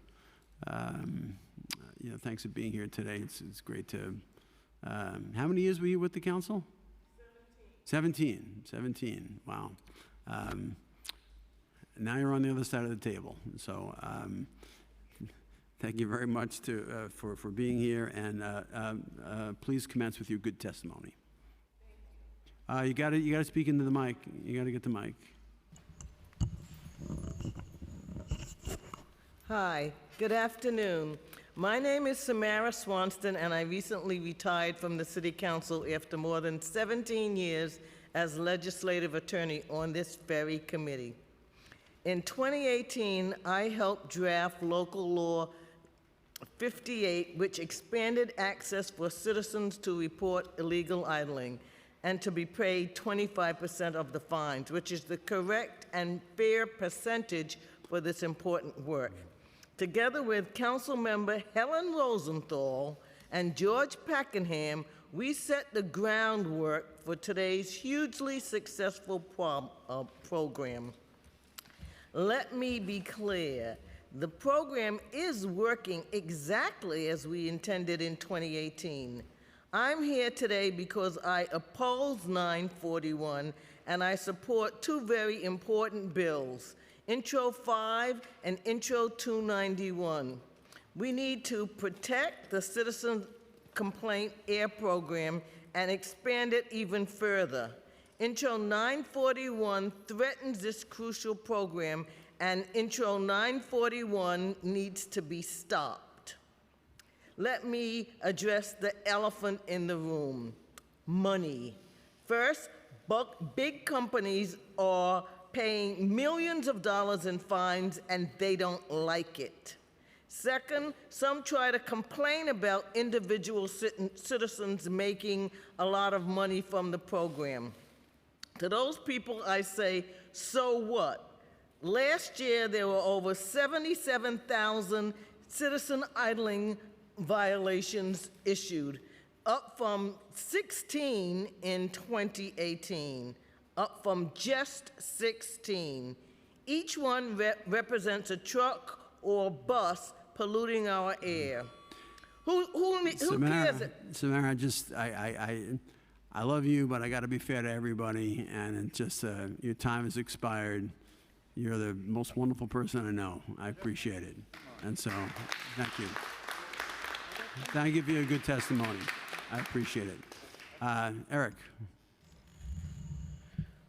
Good afternoon, Mr. Chairman, members of the committee. Eric Goldstein from the Natural Resources Defense Council. The citizen complaint and citizen enforcement provisions of the City Code are among the most creative and empowering actions ever taken by the Council to ensure implementation of city laws designed to safeguard public health and the quality of life for city residents. They were added in the early 1970s based upon the Federal Clean Air Act citizen suit provision, and they were designed to address serious air quality and noise quality problems that continue to this day.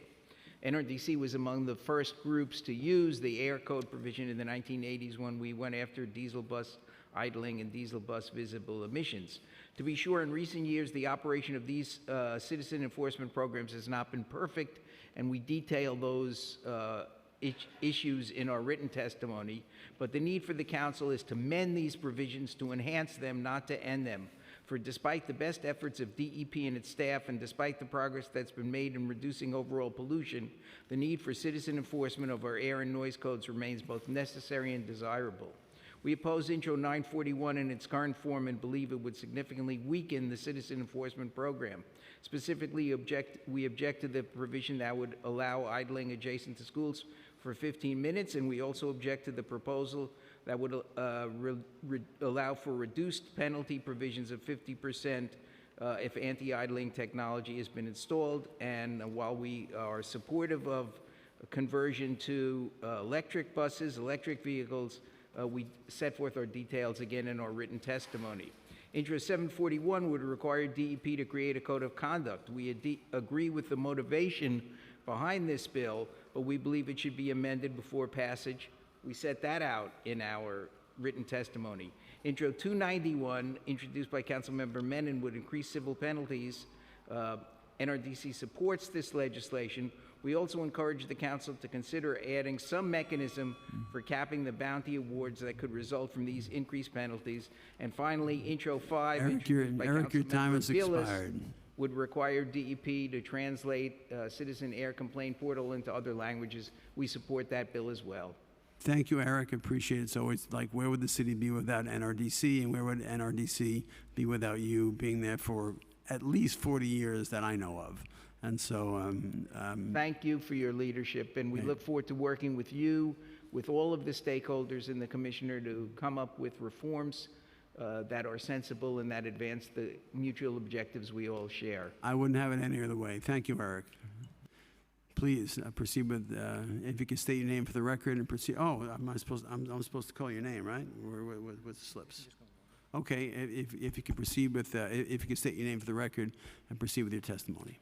Thank you.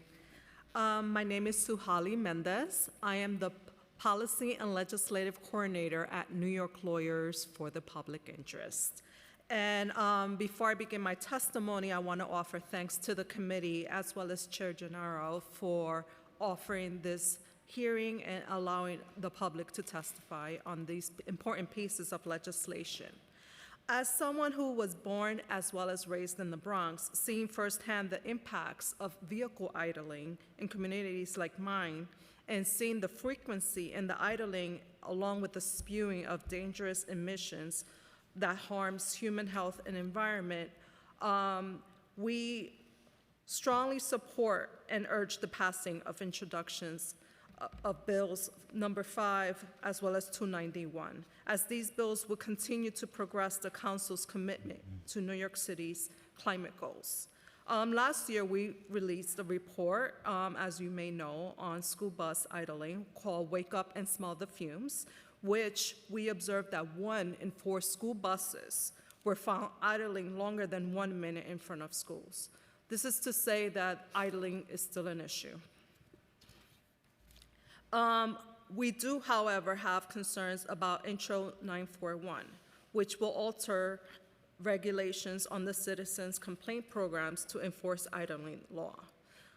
This bill would severely weaken the effectiveness of the program by decreasing the financial incentives of New Yorkers by imposing a stricter deadline for the DEP to create arbitrary rules which exclude some New Yorkers.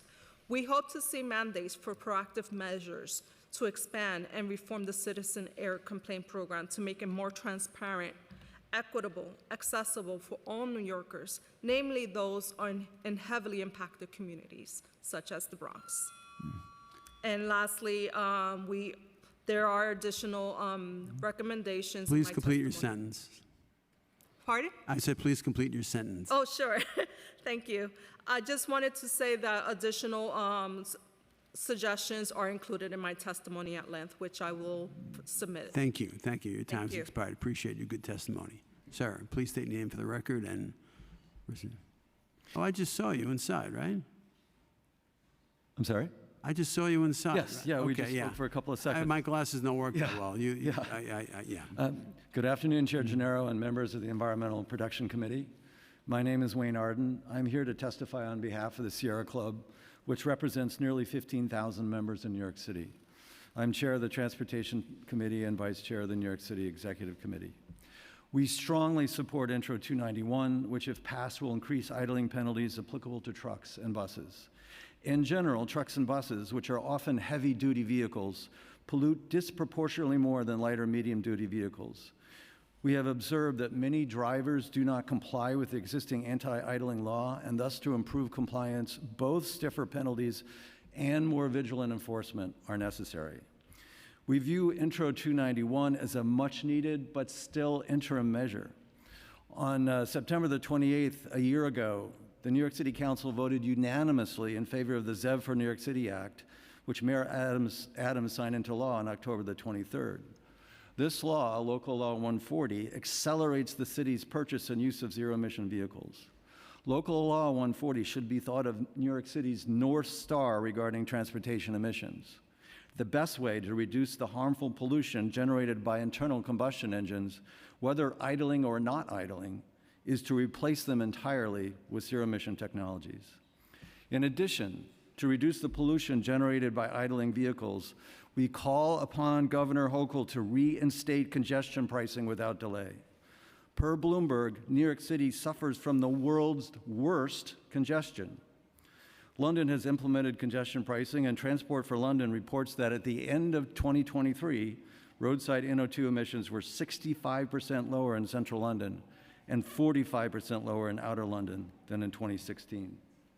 In summary, we staunchly support Intro 291, but it is one of multiple steps New York City must take to reduce the debilitating effects of transportation emissions. Perfectly timed. Thank you for your good testimony. Really appreciate you being here today. Best of the Sierra Club.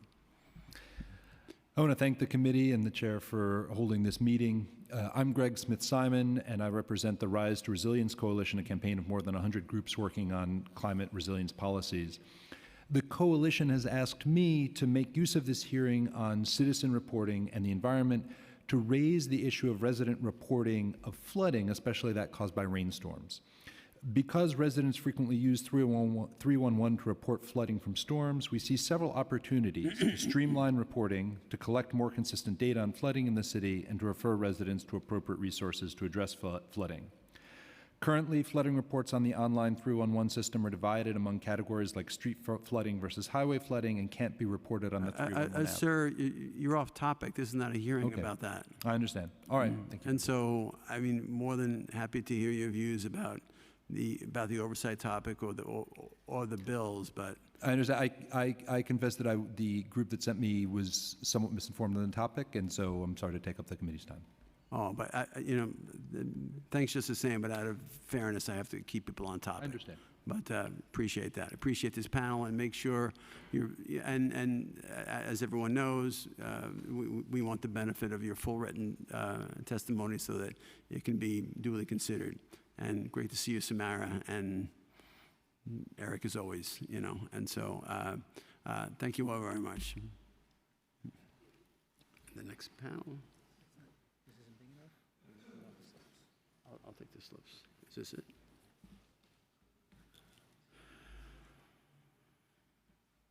Oh, wrong glasses.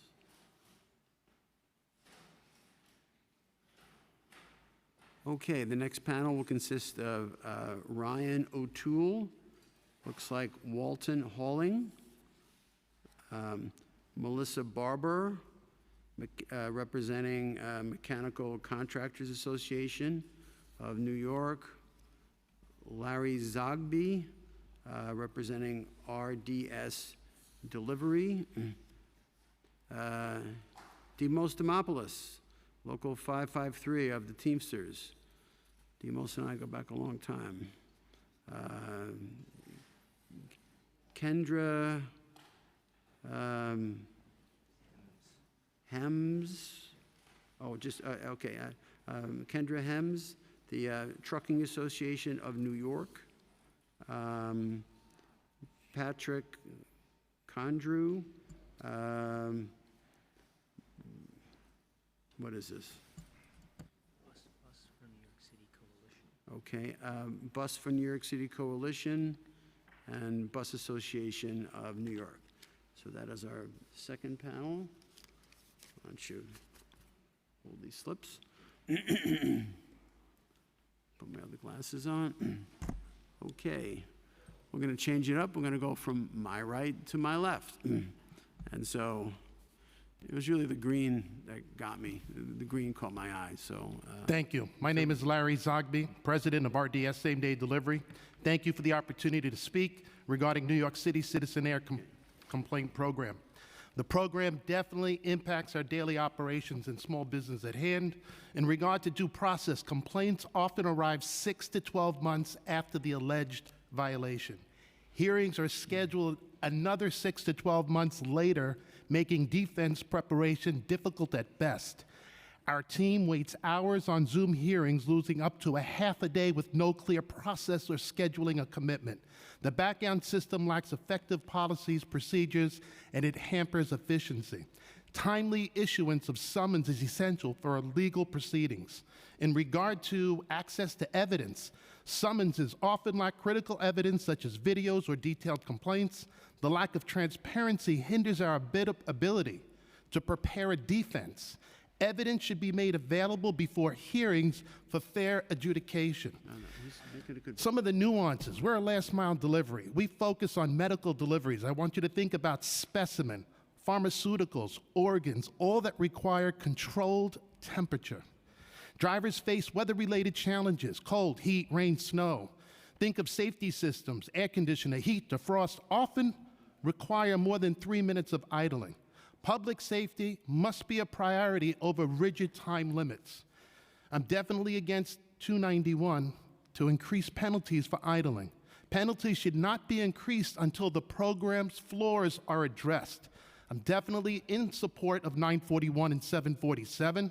These bills are addressed. Key issues with the program. The program is being exploited as a full-time job by some individuals, which was never the law's intent. It's an unintended consequence. We support the bills and urge their passage.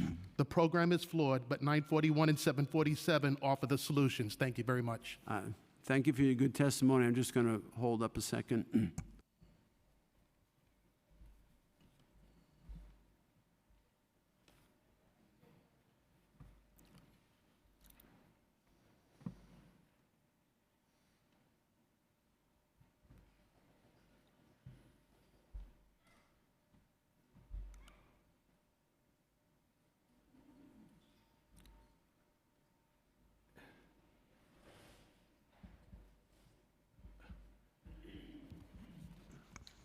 Okay, we're back. If you could state your name for the record and proceed with your testimony. Thank you, Mr. Chair. My name is Patrick Condren. I'm a lifelong person from Brooklyn, New York, and living in New York City in the bus business. I represent the Bus Association of New York as a board member and the administrator of the Bus for NYC Corporation, the coalition, which was formed recently on behalf of private bus companies here in New York City who provide public transportation. I'm here to point out that trucks and buses are different. The New York State motor vehicles notwithstanding, the reality is public and private buses both serve the same riding public. This common good is for the benefit of people, passengers, and the public, not materials, food, or truck items. Respectfully, the effort and clarification that the Commissioner mentioned before, that there's need for clarification in these bills. Buses are separate. 55 cars generate significantly more emissions than a 55-passenger bus. The people on a bus are doing the right thing. I heard school buses mentioned before. Well, there's grandchildren, aunts, uncles, and many people in the room today ride a bus periodically, whether it's local, express, commuter, intercity, tour travel, etc. The MTA, in their recent environmental assessment for the congestion pricing program, recognized trucks, unfortunately, as being the major issue in dealing with what we're dealing with. Buses are like when they're idling, need to have people on board because they cannot regenerate, the air and turn on and off. They need to stay on. Just like you're in a plane at the gate, you're in a tube, and if that air comes down hot, you're in trouble. Speaking of regeneration, the reality is that many of the new buses, the air coming into the buses is dirtier than going out. In California, bus operators are asking government to get a tax credit for the benefit of cleaning the air. Reality is that buses are not trucks, unlike other vehicles such as refrigerated trucks. Buses are often need to maintain power. Passenger safety is paramount. Thank you for these reasons to suggest buses exempt. Thank you very much for your good testimony. I'm just going to hold that up again. If you could sit on this side of me, Andrew, so I could have access to both you and the council to the committee at the same time. Because otherwise I got to talk over him to get to you. Yeah. And so while Andrew repositions himself, push this out of the way, get my water. Okay, great, okay. Timos, you're up. Thank you. Good afternoon. My name is Dimos Demopoulos, and I'm Secretary-Treasurer of Joint Council 16 of the International Brotherhood of Teamsters.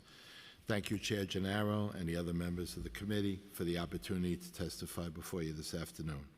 I'm here today representing both leadership of Teamsters Joint Council 16 and its thousands, actually 120,000 rank-and-file members, many of whom are truck drivers working in New York City.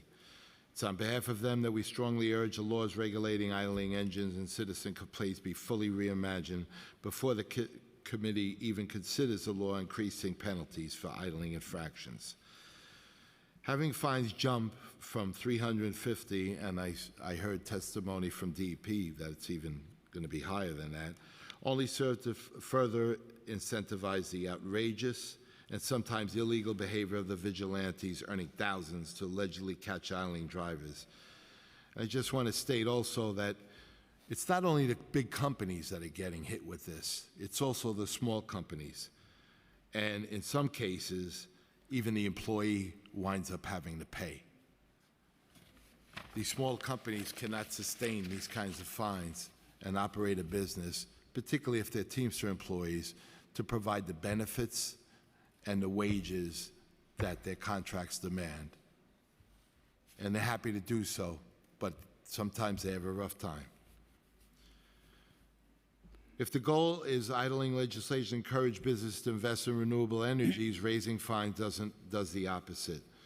Many of the companies are using renewable energies. They're using the renewable diesel fuel, which you're aware of, and how much that reduces the emissions. And they are going electric wherever they can, and they're trying to make accommodations.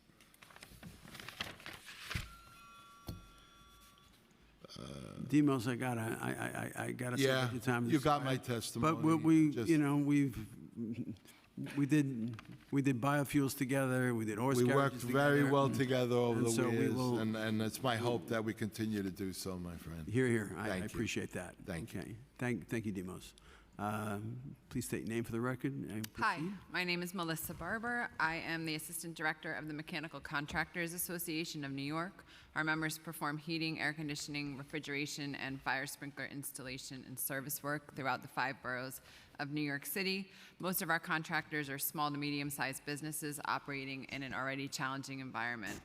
I'm here today submitting testimony, as you know, regarding this oversight hearing.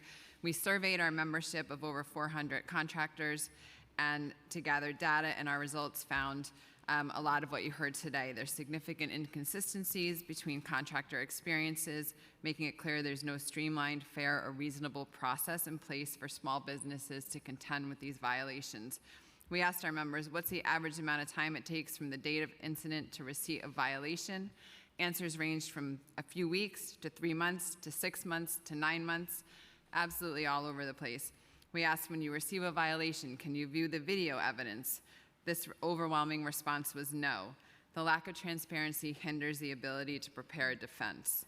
We also asked, what's the average time period between receipt of violation and the hearing?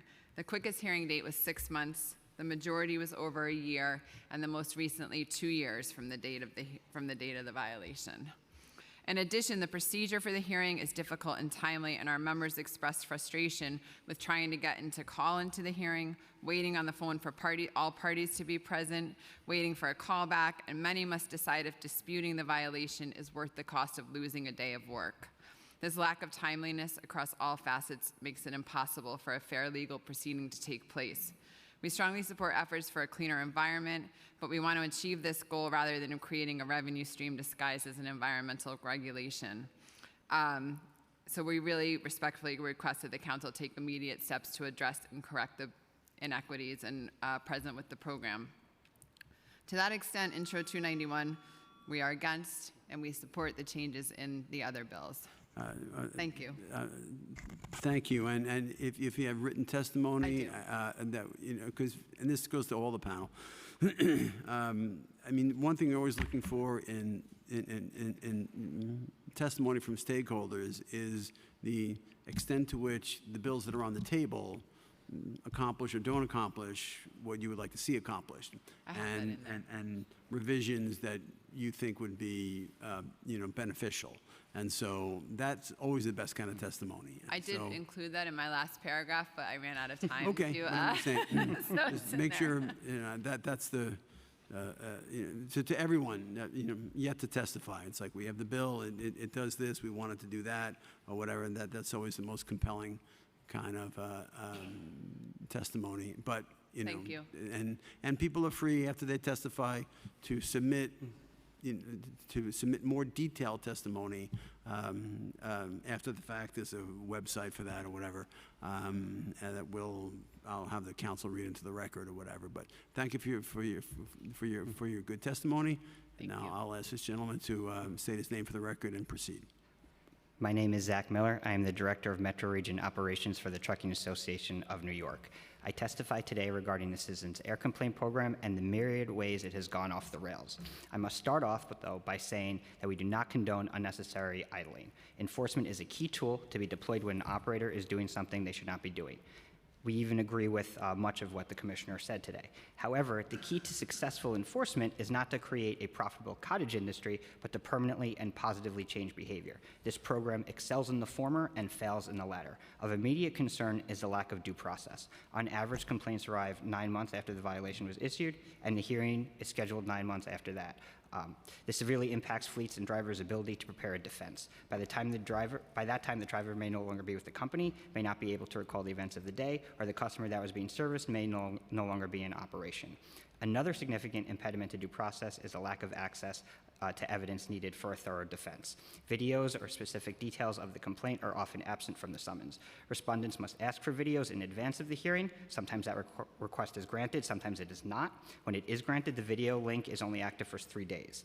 In fact, I recently saw a ticket issued to the wrong fleet. The fleet tried for months to explain this to DEP with no response. Finally, on the hearing date, the video clearly showed a vehicle belonging to a different company. Every other camera-issued ticket in New York City is received in a timely manner, and a link to the video or a picture is included with the summons, allowing fleets to decide if they wish to fight the ticket or pay in a timely manner.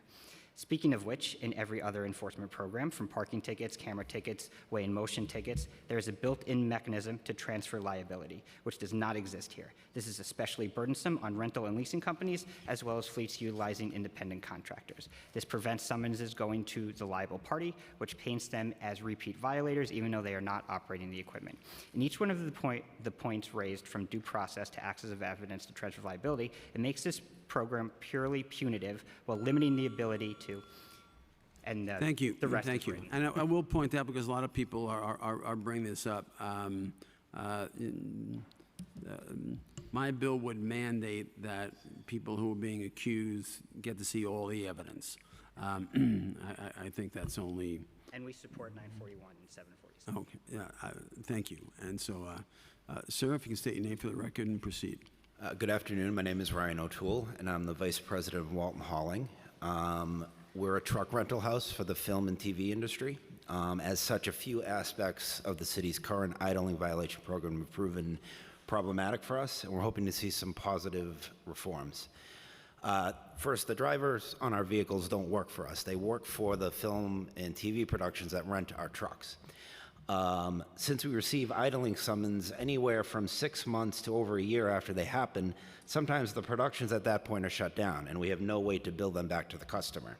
In those cases, we are having to pay the violation and eat the cost, even though the driver was not employed by us. We would like to see a much quicker turnaround time in the issuance of these summons. As a rental house, sometimes our trucks are rented out to short-term to 20 different productions over the span of just a few months. The escalating fees by number of idling violations per truck has become a big problem for us in this area. Sometimes our vehicles are on their third and subsequent violation, but each one of those violations was received by a different customer and different driver.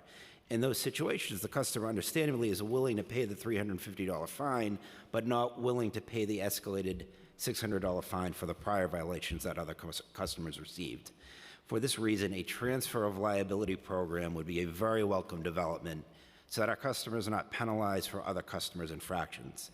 And finally, also, access to video and photograph evidence has been a huge problem for us. The vast majority of times I request video evidence prior to a hearing, I never received it. And as Zach just mentioned, we had a violation received well over a year ago. We did not have a plate number in our fleet matching the plate number on the violation. I requested numerous times video evidence prior to the hearing and didn't receive it. So I did attend the scheduled hearing a few weeks ago. The video evidence provided during the hearing clearly showed that it was another company's truck that was idling. And thank you for your good testimony, and you made some very good suggestions there, and we do appreciate that, and we appreciate the full body of your testimony. And, Absolutely. I thank this panel for its good contribution to the hearing. I just have to step out for 2 minutes. The council to the committee will set up the next panel, and then I'll be right back.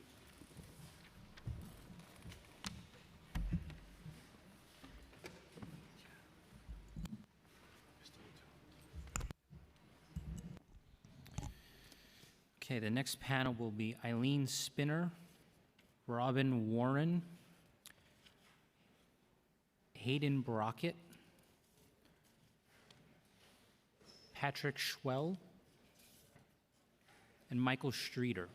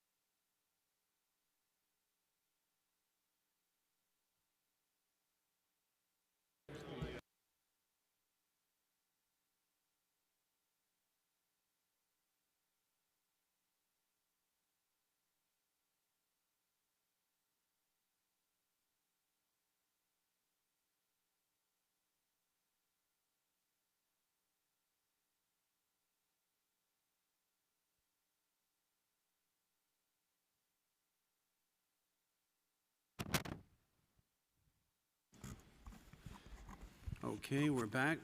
Thank you for your patience and tolerance. And like I said, we're going to start at this end and go that way. And so we're going to start to my left, and we'll go across to my right. Sir, sure. If you can, all right. State your name for the record and proceed. Sure. Hi, I'm Michael Streeter. I've been a participant in and champion of the idling program since 2019. I submit a lot. Is the mic on? Is the mic on? Is the red light? There we go. Okay. Is that better? All right. Yes. Hi. Hi, I'm Michael Streeter. I've been a participant in and champion of the idling program since 2019. I submit a lot of complaints, but at the same time, I've also recruited a lot of folks. I've trained and mentored and spent countless hours answering questions for people trying to get started. Having done this for 5 years now, there are so many companies that I used to catch idling that now barely idle or have outright stopped. Stroman Linehall used to idle in front of Key Foods on Montague Street in Brooklyn for about 20 minutes, several days a week. And those trucks are all over the city. They were idling everywhere. And then one day, it just stopped completely. If you saw the idling segment on The Daily Show recently with the great Samara, that was something that came about through me. And I'm very proud of that segment and of the awareness it brought to the program, and even more so the positive response. People want this program in their own city. If you think I'm in this for the money, why would I do all that? Wouldn't that put me out of business? The program just had its biggest month ever in August with about 12,000 submissions. Complaints are up, but make no mistake, idling is down because there's more of us participating in the program. Intro 941 will discourage participation. It will make recruiting new participants even harder than it already is, and it will cause many companies to revert to their bad behaviors. If the idea that there are people making a lot of money doing this, if that's the problem, first off, so what?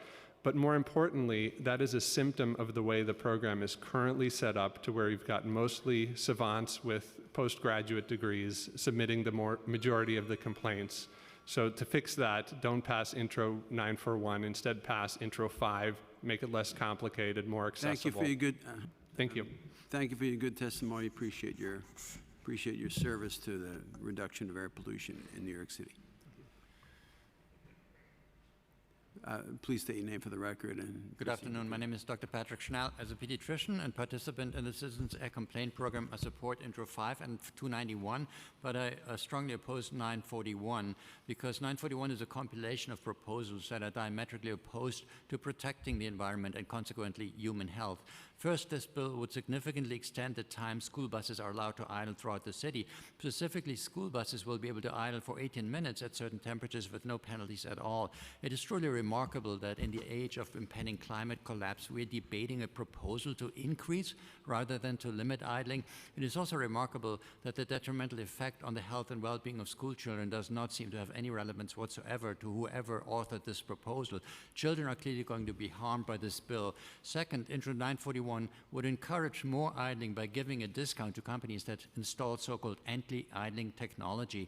In reality, these devices are frequently already installed in trucks in operation today. I have seen truck drivers intermittently tap on their gas pedals to outsmart this technology. They may evade tickets, but they don't stop idling. All these devices do is let companies escape summonses while still exposing New Yorkers to unnecessary air pollution. As such, these devices actually encourage idling.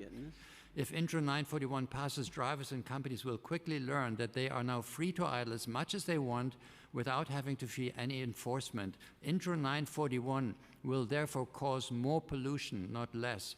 Third, Intro 941, it reduces incentives for citizens to join the program, undermining the only effective means of enforcing our anti-idling laws. This program requires a lot of work. I realize that $87.50 may sound like a lot of money, but in reality, many fines are never paid, and if they do get paid, it may take 2 to 5 years. In addition, we have significant expenses and pay taxes on this money. With the current award structure, we generated $50 million for New York City. This money dwarfs in comparison with the positive financial and human long-term impact. By eliminating idling, there will be fewer deaths over the next 5 to 50 years, fewer cancers, fewer hospital admissions, fewer New Yorkers diagnosed with heart attacks, strokes. Thank you for your good testimony. Your time has expired. And this, by the way, includes the workers that are the drivers. Thank you for your good testimony. I appreciate it. If you could please state your name for the record and proceed with your testimony. Thank you. My name is Robin Warren, New York Clean Air Collective. I am here. If you could speak right into the microphone and people could hear you better. Okay. And I'll give you a couple of seconds on the clock after because Thank you.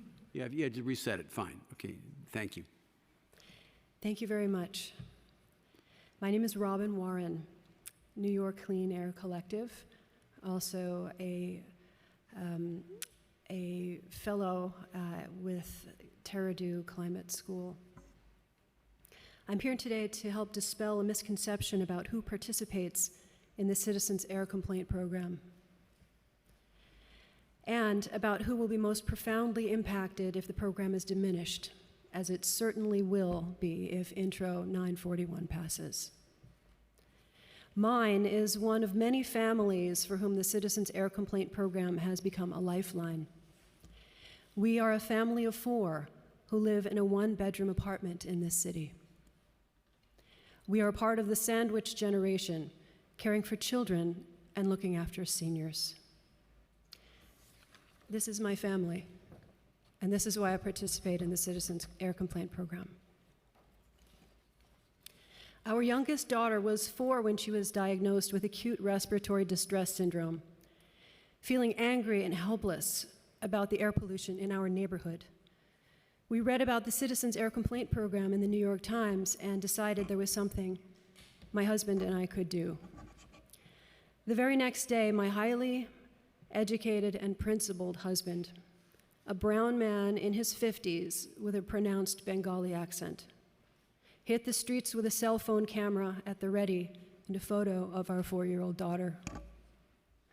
We learned as we went along, first by watching training videos by We Act, the West Harlem Alliance for Environmental Justice, then by fellow clean air activists as we met them in the street. We learned that this is a labor-intensive endeavor, that this wasn't just taking a 3-minute video. We learned how to post each occurrence with all of the requisite documentation in a reasonable window of time. I'll tell you what, here's what I'm going to do. And so Your time has elapsed, and I get to ask questions. And my question is that I believe you were about to make a good point. I would ask you to make that point. But your time had expired, but I'm asking you a question. So please proceed. Specifically in reference to the reasonable window of time, we are a busy family with children, and already the program is very complicated. It is a complex process. 5 days is just not a realistic possibility. And that in itself, that one thing about 941 itself has the probability of crushing this program, in my opinion. Thank you. I just wanted to ask the question to make sure you got that on the record. And I appreciate your being here today and making the points that you made. Thank you very much. Thank you. Yeah. Thank you, Chairman Gennaro. My name is Hayden Brockett. I live on the Upper West Side with my family, 2 sons and my wife. I'm a union member, a lawyer, and a former federal prosecutor. I'm also a volunteer as part of the nonprofit New York Clean Air Collective, which represents the 2,500 ordinary people who work in the Citizens Air Complaint Program. Chairman Gennaro, today we join with the NRDC, the League of Conservation Voters, the New York Civil Liberties Union, the New York Lawyers in the Public Interest, and dozens of citizens who are here today and are going to testify on Zoom and who cannot make it today because they are busy. We all oppose Intro 941. I can tell you personally how this program works. The stretch of Broadway outside my home used to have Merchants Fleet trucks delivering for Amazon, idling all day, every day. But thanks to me, my kids, and many other reporters, these trucks shut off overnight. That is exactly what these citizens want. When Commissioner Agarwala comes here and slanders us and says that we are in it for the money, let me be clear, we want the idling program to be put out of business because we want idling to stop. I personally have testified to you, Chairman Gennaro, about how the air inspectors need to be paid more money. There's 65 of them total, 15 review air complaints. I agree, there should be way more, they should be paid more, period. End of story.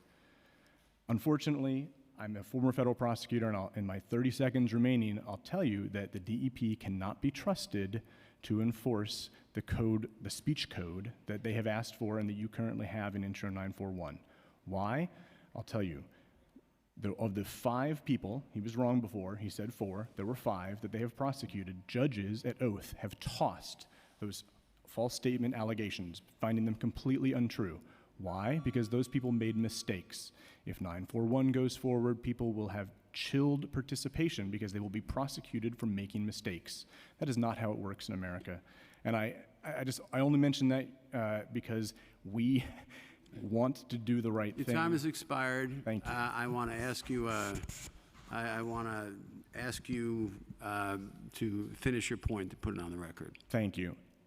There is just one example, someone who submitted his first complaint ever, and he happened to be in a different time zone than the Eastern time zone when he submitted it, and the DEP's website introduced an error.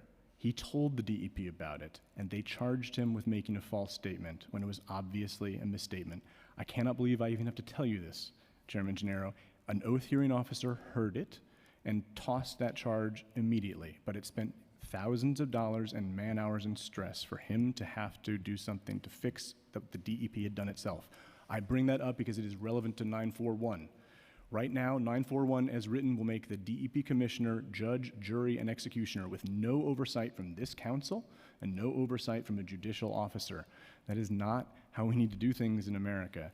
The Adams administration has proven that with respect to oversight of this program, it is abusing its authority. I hate to have to say that, but it's absolutely true.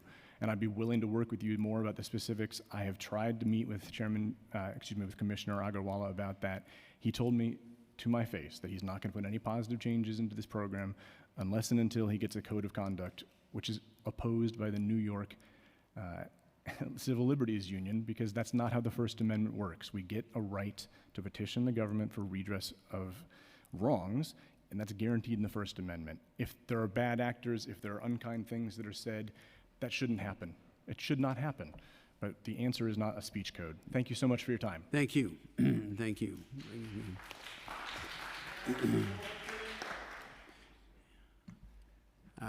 Please state your name for the record and proceed with your good testimony. And no, everyone will not be getting the, yeah, okay, please. My name is Eileen Spinner. We want New Yorkers to be excited to get out and report Yeah, if you can speak right into the microphone. and report illegal idling and be paid more for working more. A strong citizen incentive is vital. Intro 941 makes it harder for new people to join this important program, and it makes it easier for big companies to pollute our air. This is wrong. We should not be writing loopholes into the air code. We should not be cutting the awards. And frankly, we're astonished that we have to come to City Hall to remind this committee of that fact.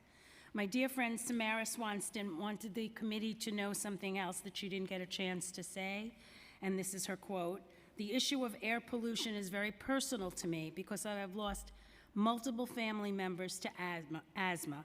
Sadly, this year, 3,200 New Yorkers will die from air pollution, and 6,000 adults and children will be rushed to the emergency room because of asthma." Her personal loss of family members is why she helped draft and pass the law expanding the Citizens Air Complaint Program and setting the award at 25%. This program is working, and only Intro 5 and Intro 291 should move forward because they combat illegal idling, but Intro 941 must be stopped today. I, too, personally have asthma, and during the pandemic, I would sit on the Brooklyn Heights Promenade with the BQE basically car-free. I saw my pulmonologist after that, and he said to me, "I cured you." I said, "No, you didn't cure me. Far less pollution helped lessen my asthma symptoms. And my Brooklyn Heights neighbor also participates in this program, and I've barely seen an idling truck anymore. The program has made a difference. It works. And I hardly need this anymore. It's my inhaler, because I can walk on Fulton Street and Montague Street, and I'm able to breathe." Thank you for your good and compelling testimony. I want to thank this panel. People should submit their statements in full to the council so that your testimony can get all due consideration. Appreciate that, and I'll call the next panel.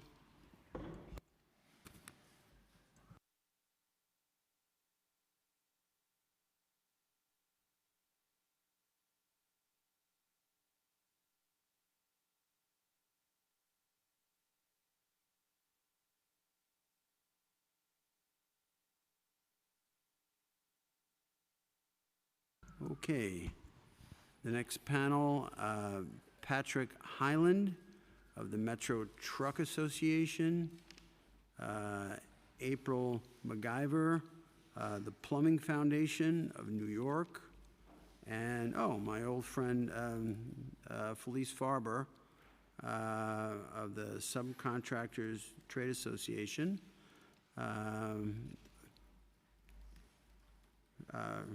Rocco Lacertosa, also someone I go back a long time with, from the New York State Energy Coalition.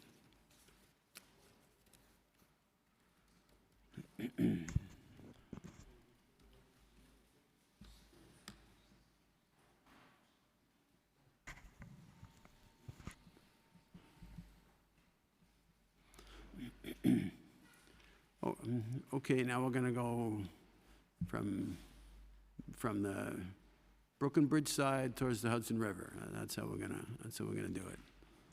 Okay, Brooklyn, let's do it. Good afternoon. I would like to thank you, Councilman Gennaro, for holding this hearing and allowing me to address the committee. My name is Patrick Hyland, and I am the Executive Director of the Metropolitan Trucking Association. Our association represents employers who exclusively hire Teamster Local 282 drivers to operate their trucks, performing heavy construction delivery and hauling of aggregate supply materials throughout the 5 boroughs. To be even more specific, we own the dump trucks, dump trailers, flatbeds. Approximately half of these companies are certified MWBE businesses, and the largest fleets we represent are in fact certified MWBEs. Our membership comprises the subcontractor trucking companies working on public works projects throughout the city. As you see, these projects can vary both in size and complexity. Getting materials delivered in excavated materials hauled out of New York City is more difficult than other locations we represent due to traffic, density, the vertical nature of this metropolis, etc.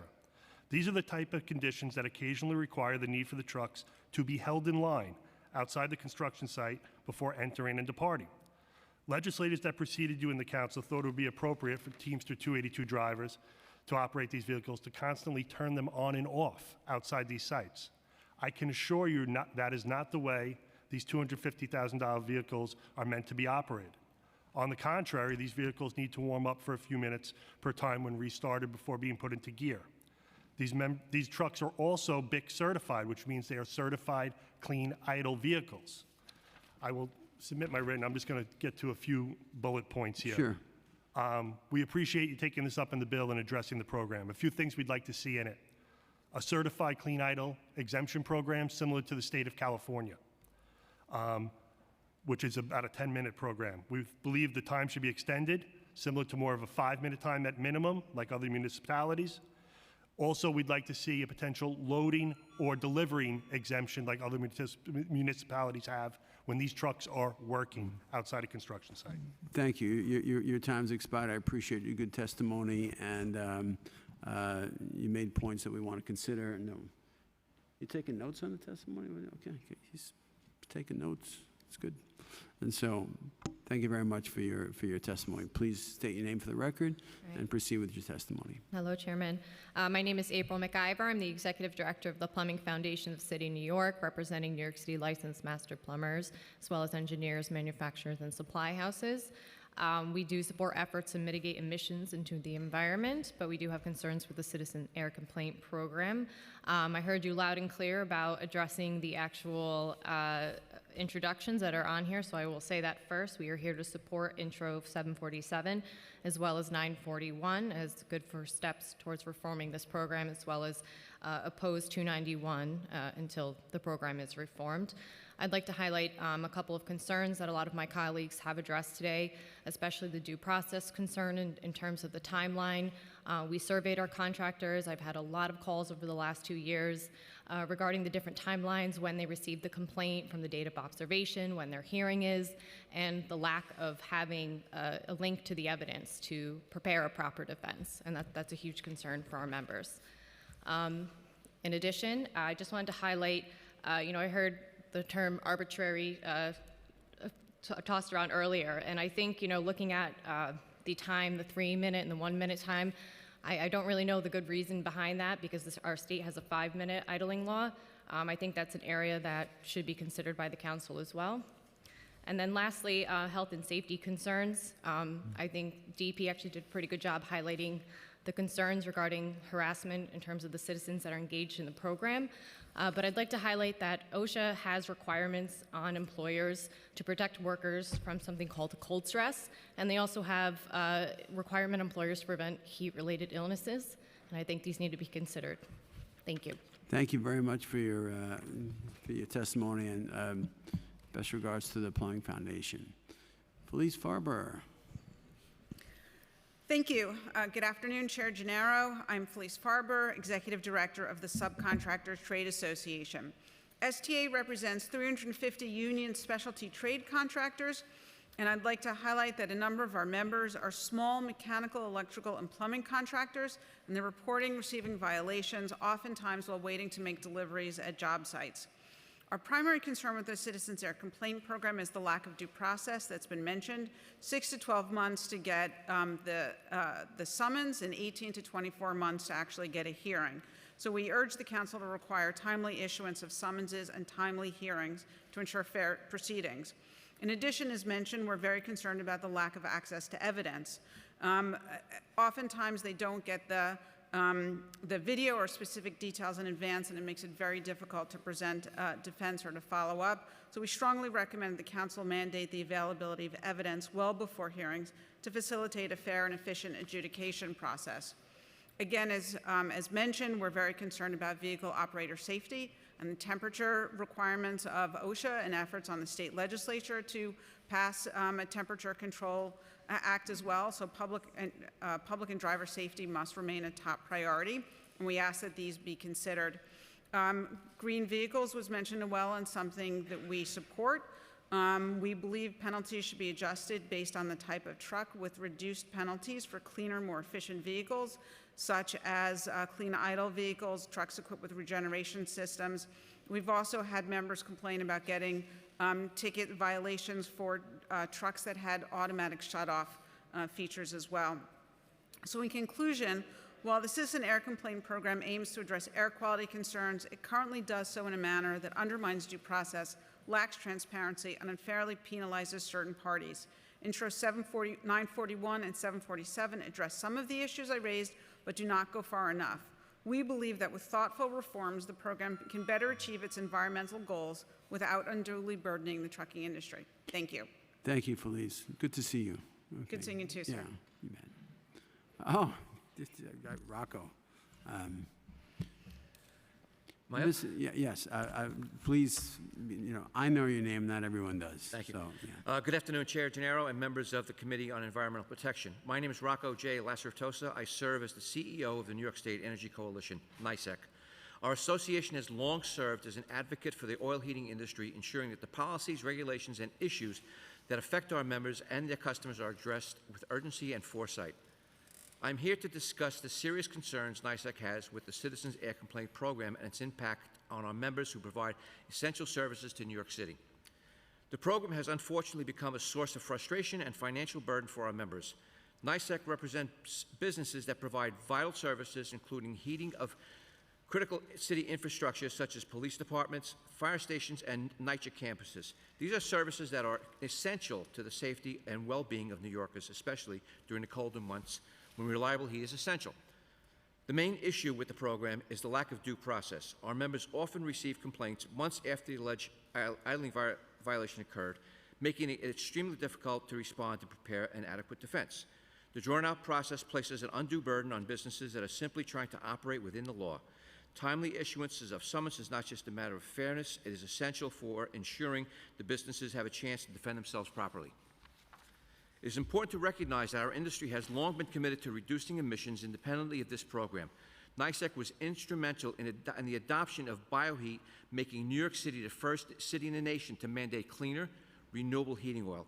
We continue to lead in sustainability efforts, but the Citizens Air Complaint Program is not the driving force behind these changes. It has been our industry and our partners here today that have proactively made efforts to adopt cleaner technologies and practices that have made a difference. NYSEC opposes Intro 291, which seeks to increase penalties, and strongly supports Intros 941 and 747, which would add transparency and fairness to citizens' complaint programs. It's concerning that some individuals have turned the program into a full-time pursuit. Rocco, if I ask you a question and give you more time, people are going to be throwing stuff at me, because we know each other a long time. Exactly. And so thank you for your testimony. I want to thank this panel for its good addition to this proceeding, and make sure that your full testimony is entered into the record by submitting it to the council. Appreciate you being here today, everybody. And Felice, good to see you.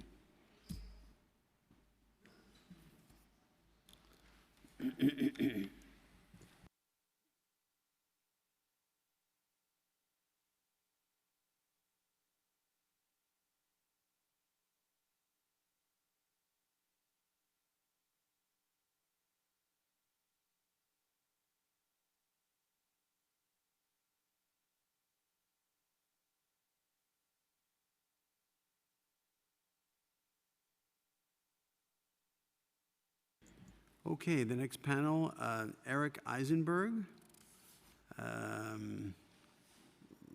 Ryan, L-O-F-O, I don't know.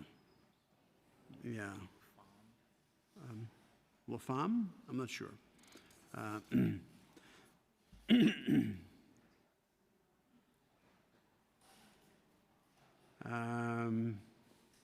Looks like Tina Ting Wang, Brooklyn. Hunter Severini. Hunter Severini? I just can't see that. You have to read it. Yeah. Rafael Kroll Zaidi? Okay, there we go.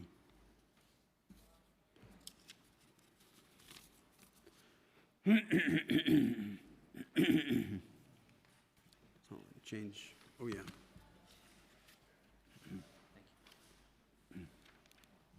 Okay, so for this panel, we're going to start this side and go this way. Thank you very much for your patience and tolerance for being here, and please state your name for the record and proceed with your good testimony.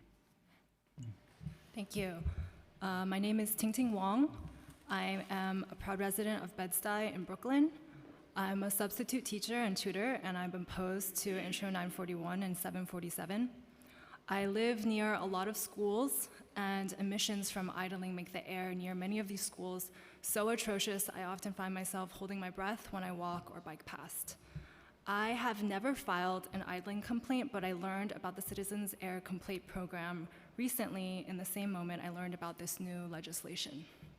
From my perspective, Intro 941 in particular seems almost totally aimed at discouraging citizen reporting and restricting the program.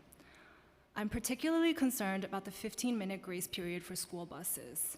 While the intent of the legislation is to allow for 15 minutes of idling, the practical effect will be to permit indefinite idling, as citizens will not be able to realistically record over 18-minute video complaints. Finally, I am concerned that amid all of this talk of money, the fine abatement seems to shift the focus of financial precariousness for the commercial respondents, who are almost universally the real millionaires in the equation, to not the citizen reporter who does all of this confusing work in good faith for a very uncertain and delayed reward. Why is the city seeking to rebalance the program entirely in favor of Amazon and Con Ed? Why not impose stricter limits on idling near NYCHA housing and hospitals? Why not set aside a portion of fines for small business electrification? Instead, this bill slashes participant awards by half. The cap needs to be on idling, not participation. Thank you. Thank you very much for your participation and your good testimony. For the next witness starts, Josh, can I see you for a second?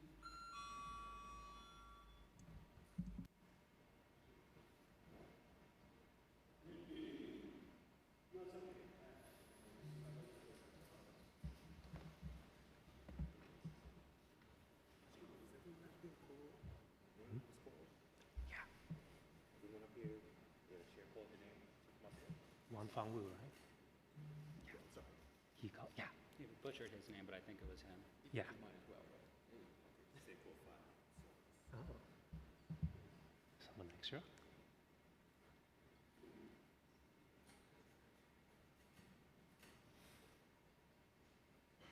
Oh, okay. Yeah, the council to the committee has, and you know what? Josh, why don't we just have you sit up here with us also? He's my legislative director. Yeah. Yeah, because just rather than calling him over when I have something, we have,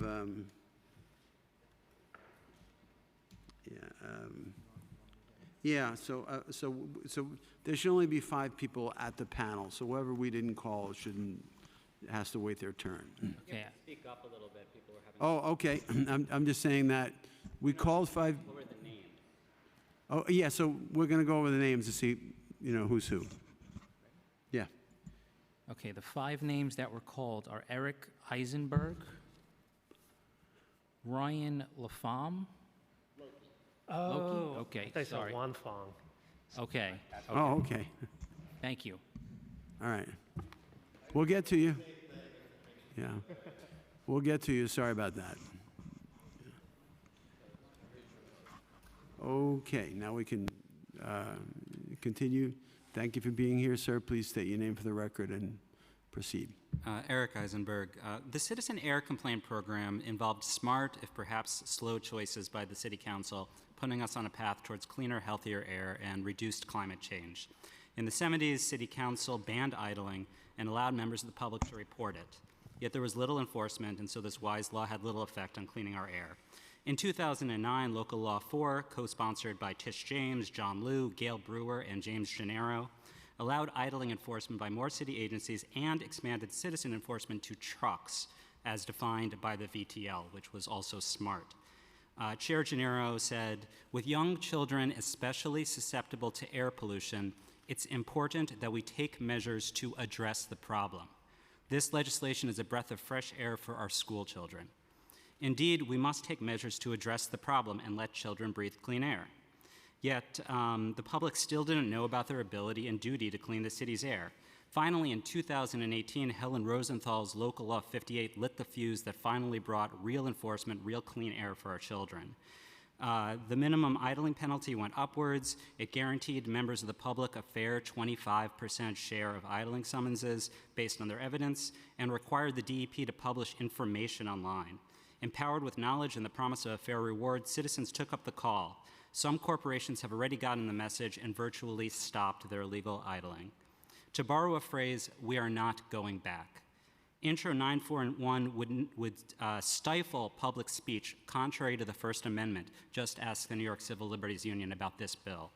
And also undo all of the legislative progress in the last 50 years towards clean, idling, emissions-free air.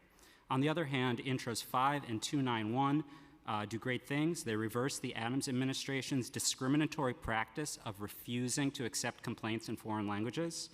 Intro 291 would mean compliance with idling laws by even the deep-pocketed mega corporations that have been treating the recidivist idling as a mere cost of doing business. I urge the City Council to pass Intros 5 and 291 and reject the deeply unconstitutional and backwards-looking Intros 941 and 747. Thank you. Your time has elapsed. Thank you.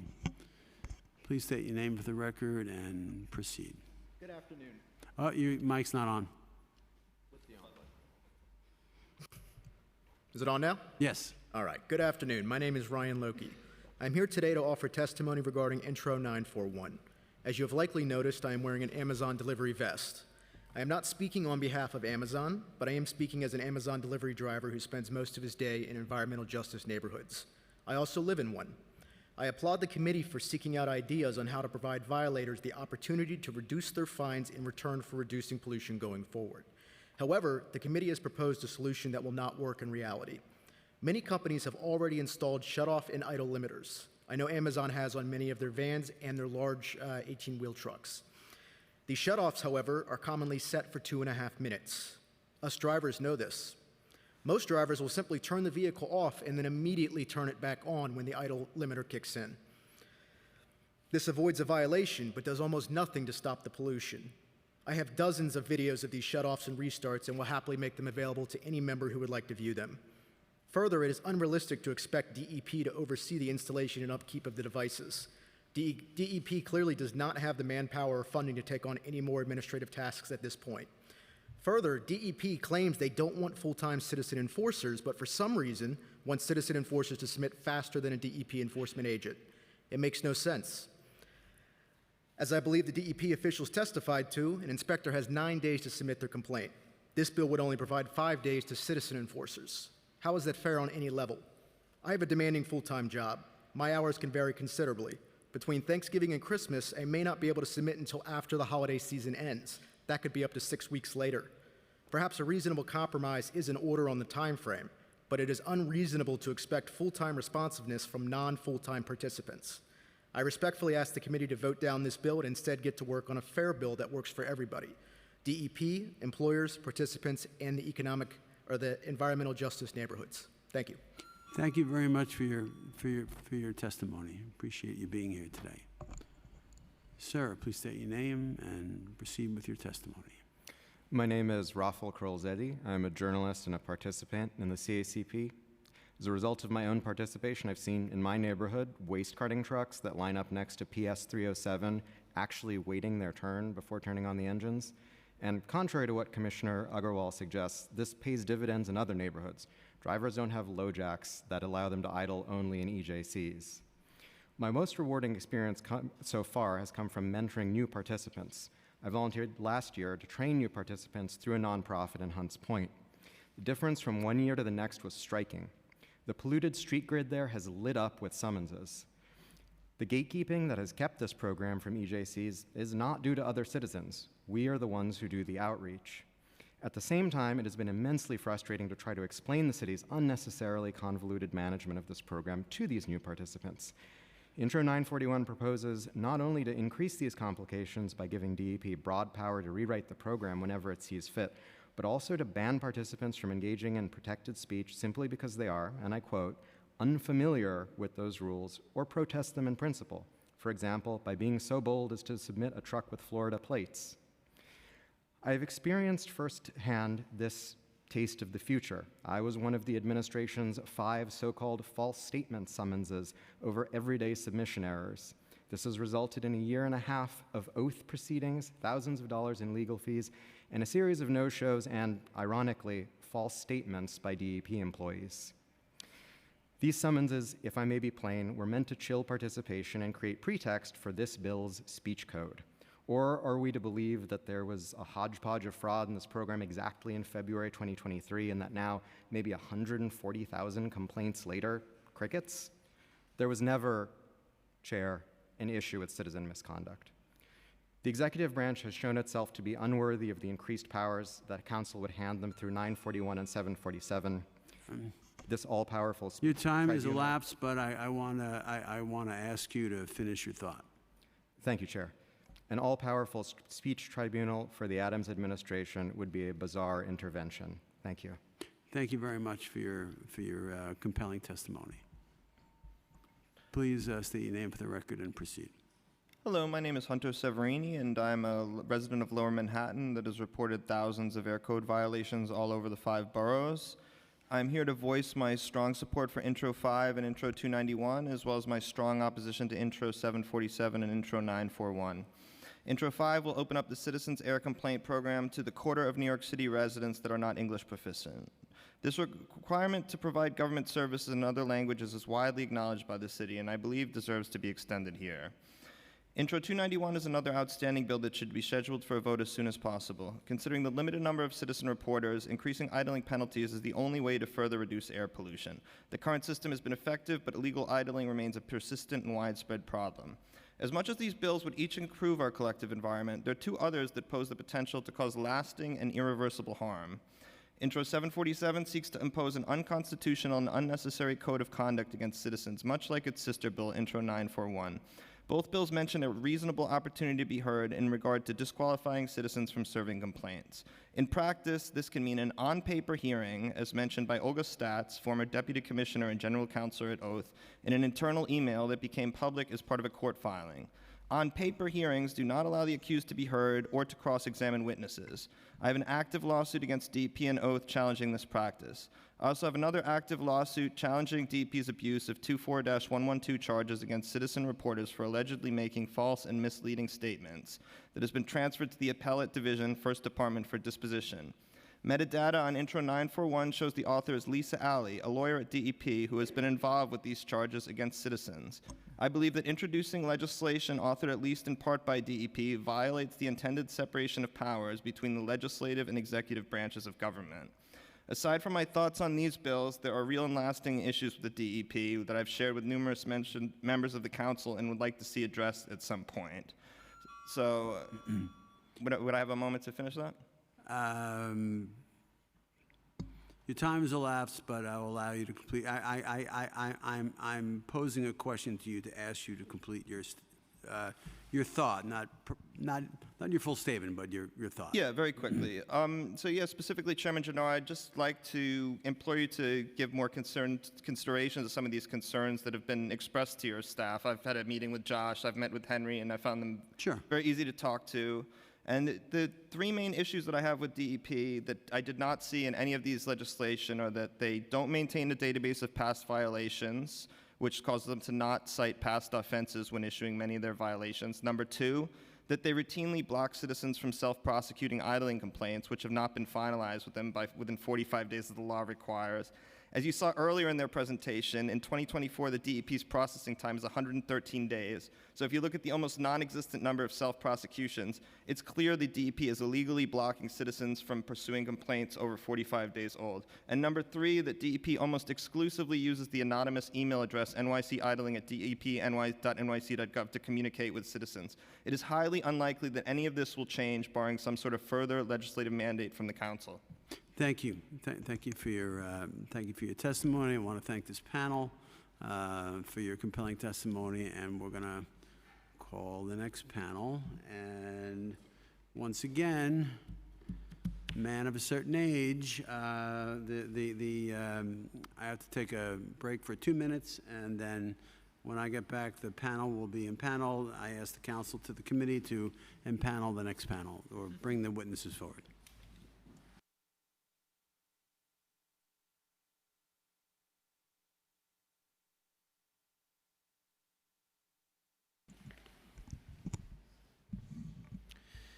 Okay, the next panel will be Jonathan Ribideau, Leslie Brom, Larry Lee, Peter Wessel, Ephraim Rosenbaum.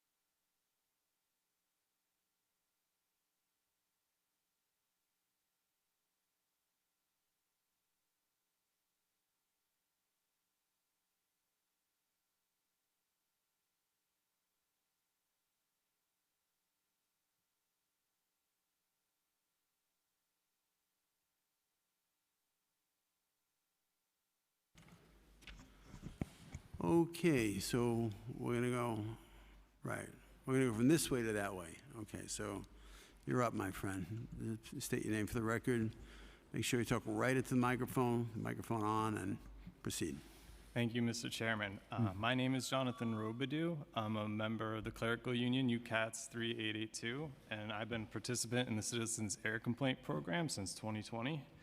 In that time, I've observed many idling vehicles. I've seen vehicles idling and left unattended. I've seen vehicles idling with the drivers asleep.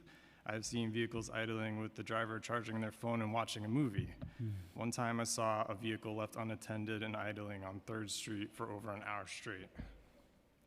I have 3 daughters, all in elementary school. I am here for them.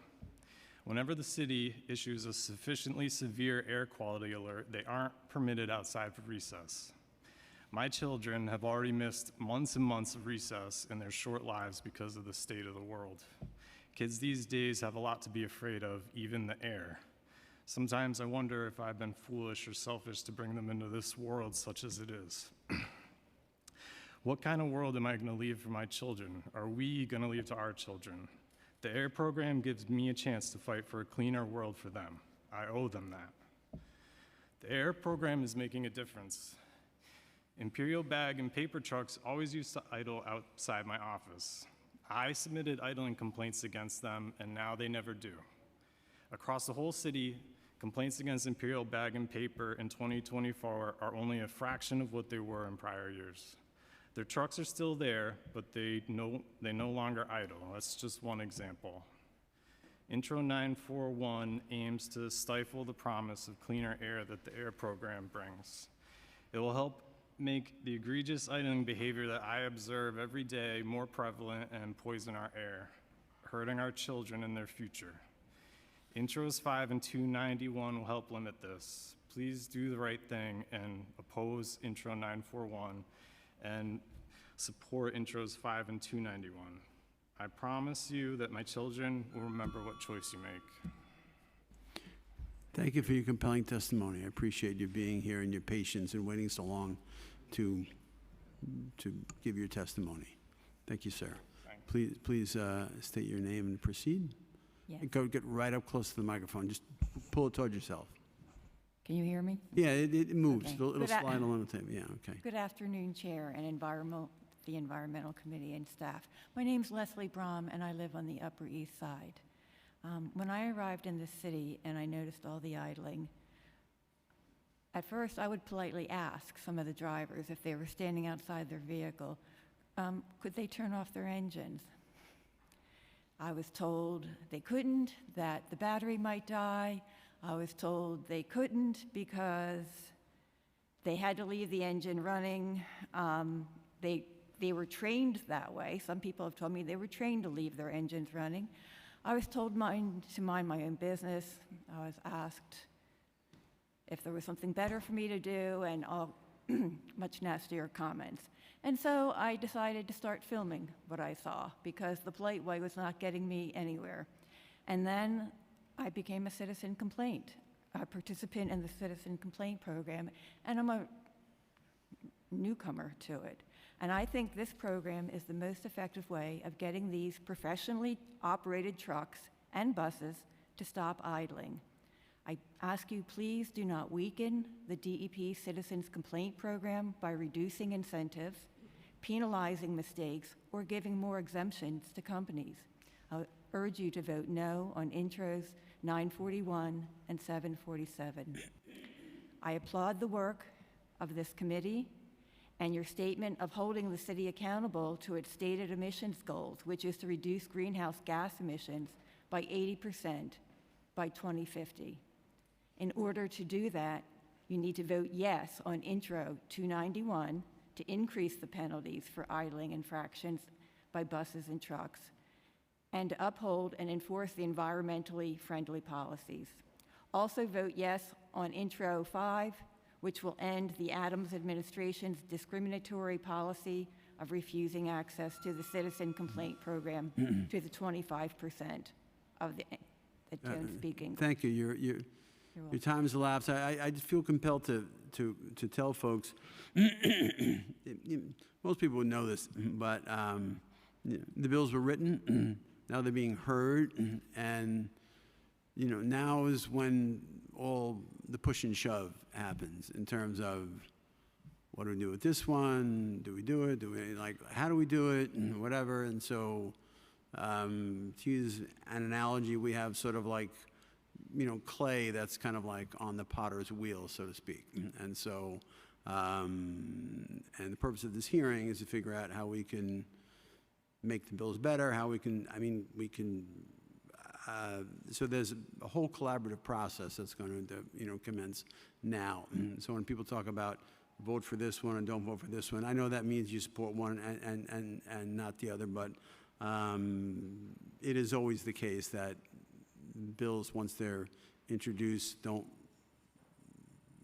by the time they get voted up or down, they don't look exactly like they were when they were first heard. And so, hence this ongoing process, and sometimes it takes a while to get it done because we want to make sure we get it right. But that's just an editorial comment. I appreciate your being here and your patience in waiting to testify. Sir, please state your name for the record and proceed. Sure. Thank you. My name is Peter Wessel. I want to thank you, first of all, for taking the opportunity to allow me to speak here today. Looking at recent events in world affairs, I don't take that lightly or granted. I do want to share my perspective and experience with the program. I have 2 small children. I live in Manhattan. I started out to the program, as many others have said, by reading a New York Times article about the asthma levels of New York City. I was appalled and frankly quite saddened by the fact that asthma levels are excessively high in the city. At the same time, I was very encouraged to see that the city had taken actions to allow people to enforce the air code and air quality of New York City. So I want to thank you, Chair, and other committee members for making that possible. I can speak firsthand of the experience when I started reporting. Our neighborhood was completely filled with excessive idling. We're not talking a little bit of idling. I have 2 minutes of time. The minimum requirement is 3 minutes, even longer, and this is something that was prevalent everywhere. I can say firsthand, in the neighborhood I live, that amount of excessive idling is severely reduced. And I think it's very much thanks to the program. So, thank you. I don't take that for granted. And No. I also want to share some of my concerns with Intro 941. I was one of the 5 members that has been basically prosecuted by the DP for, quote unquote, knowingly making a false statement. In my case, it was my very first submission with the DP platform. There's a time zone bug that they have there. They apparently know about it. To my knowledge, I'm not sure if it's been addressed at this point in time, but they decided to go ahead and prosecute me for what was a time zone challenge. And I'm very happy that at that point in time, it was possible to have a hearing with the oath. I recognize many members who said it's a long process, a due process, but it's a fair process. I was allowed that opportunity, and thanks to legal representation, this has now been addressed, and it's been clarified that there was no false statement. But I also recognize I come from a privileged background, I have the means, so I could have representation. Not everyone can. Intro 941, I recognize I'm on time. I'm not sure that's going to be allowing others to take the same actions, and that concerns me. Thank you for your testimony. Appreciate your being here. And before you start with your testimony, I have to put in an eye drop. I don't want to be distracted. I don't want to be eye dropping while you're testifying.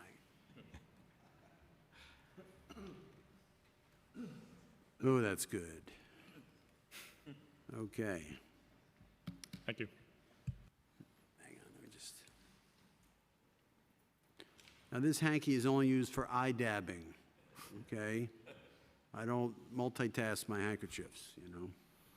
This is only for eye dabbing, and that's it. I don't want people to think that I use the other handkerchief to dab my eyes, okay?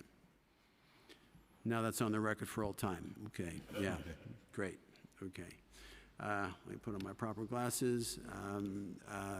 Next, sir, please state your name for the record and proceed with your testimony. Thank you, Mr. Chairman. My name is Ephraim Rosenbaum. I've been doing this program since 2019. It used to be I'd go out on my lunch hour and I could find 6 people just walking down the street. These days, you'd be lucky to find 1 in an hour. I think the idling's got to be down to about 20%. In my neighborhood on the Lower East Side, you'd find Amazon trucks idling from 10 in the morning to 8 at night, often next to schools. Those trucks are all off now, or else they're electric. So, you know, if it ain't broke, don't fix it, I think applies here. Quickly on the underserved parts of the community, I'm not sure if the DEP commissioner understands completely how the program works, or frankly how wind and air work, but if we keep hitting Verizon and Con Ed wherever that occurs, that benefits every neighborhood in NYC when they finally join Amazon in largely shutting off all over the city. So we're a great alternative to the police because we're unarmed and we're not looking for conflict, and we're a great alternative to the DEP because they initiate almost no cases on their own and never did, and their submissions lose in court far more often than ours do. So please don't punish us for our success. I feel like the world is literally watching what we do. This program, this city, and other countries have expressed a keen interest in it. The good we do here could have a global echo effect, so please don't needlessly risk this vital program. Respectfully, Mr. Chairman, on 941, I think that clay needs to be thrown back in the pile and the pot remade from scratch. Thank you. Thank you for your testimony. Appreciate you being here. Sir, please state your name for the record and proceed. Oh, make sure you turn your mic on. I think it's off. Thank you, Mr. Chairman. My name is Larry Lee. As a lifelong New Yorker, I can honestly say that I love this city, even with all its pimples, wrinkles, and imperfections. I'm here to say I oppose Intro 941. I'd like to address one specific issue, which is, excuse me, dealing with a cough here. Yeah. Sarge, may we have a glass of water for the witness? Thank you. Yeah. The issue of a 5-day deadline. Submit within 5 days or else. If you do a deep search, you will be very, very, very hard-pressed to find any government agency in America, city, state, or at the federal level that has this policy, a policy this aggressive. It does not exist. If you zoom out and take a look at this proposal of 5 days, it speaks volumes. DEP is basically saying, no more complaints. We cannot handle this volume. So the 5-day rule is not the solution. The solution is to fix the DEP processes. You fix the process, you fix the problem. I would like to share with you about my friend Manny Ho. We are good friends. We went to NYU together. He was the salt of the earth. A lot of relationships today are based on transactions. What can you do for me? What's in it for me? Manny was different. He really had a servant heart. His attitude is, what can I do for you? Unfortunately, my friend Manny died before he reached the age of 50. In hindsight, I wish I could have told him, Manny, stop smoking so much. Say no to drugs. Stop eating red meat. Lose a little bit of weight. Exercise. Then I woke up one morning to the fact, if I may just... yeah, this is compelling, so please finish. Okay, thank you, Chair. I mean, not that everyone's testimony is compelling, but I'm just, okay. Thank you very much. Then I woke up to the fact that none of the above pertained to my friend Manny. You see, he didn't smoke, he didn't drink, he never touched drugs, and he was not overweight. He was a picture of perfect health. Manny died because he had lung cancer. His biggest mistake between him and his immigrant parents was they moved to the East Village. You see, he lived on 2nd Avenue and East 7th Street. His bedroom windows and living room windows faced 2nd Avenue, where thousands of buses, cars, and trucks passed by and spewed smoke into his apartment because he could not afford the Con Ed bill for AC in the summertime. This is why I am here today. Last but not least, and Manny, rest in peace, we're trying our best. Last but not least, as my mom, when she was alive, used to teach me, well, before I say that, sometimes we have to conclude. The answer is right in front of us. You take your hand, you put it on the key, you lift it to the upright position. That took less than 2 seconds and 2 calories. As my mom, when she was alive, used to say, now was that hard? Thank you. Thank you very much. And Sergeant, if you could give this to the witness, please. The last witness. Thank you, Chair. Yeah, it's a Ricola, so, yeah. Thank you so much. Sure, you bet. Thank you to this panel. Appreciate your good testimony. Have any more?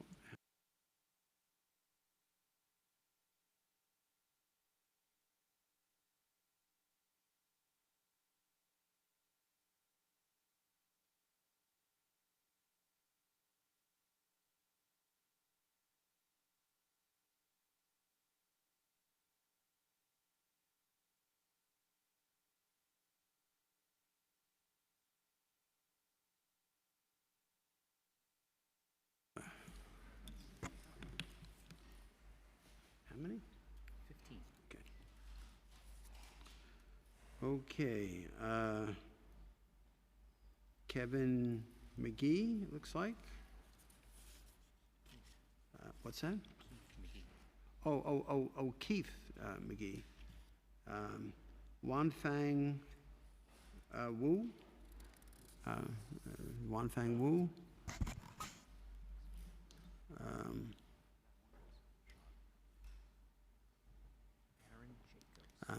Aaron Jacobs, Grant,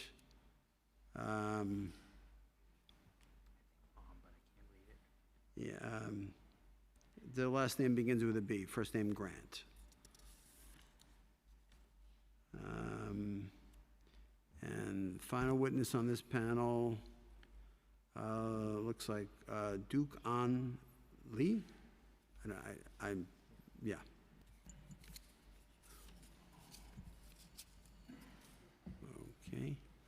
We're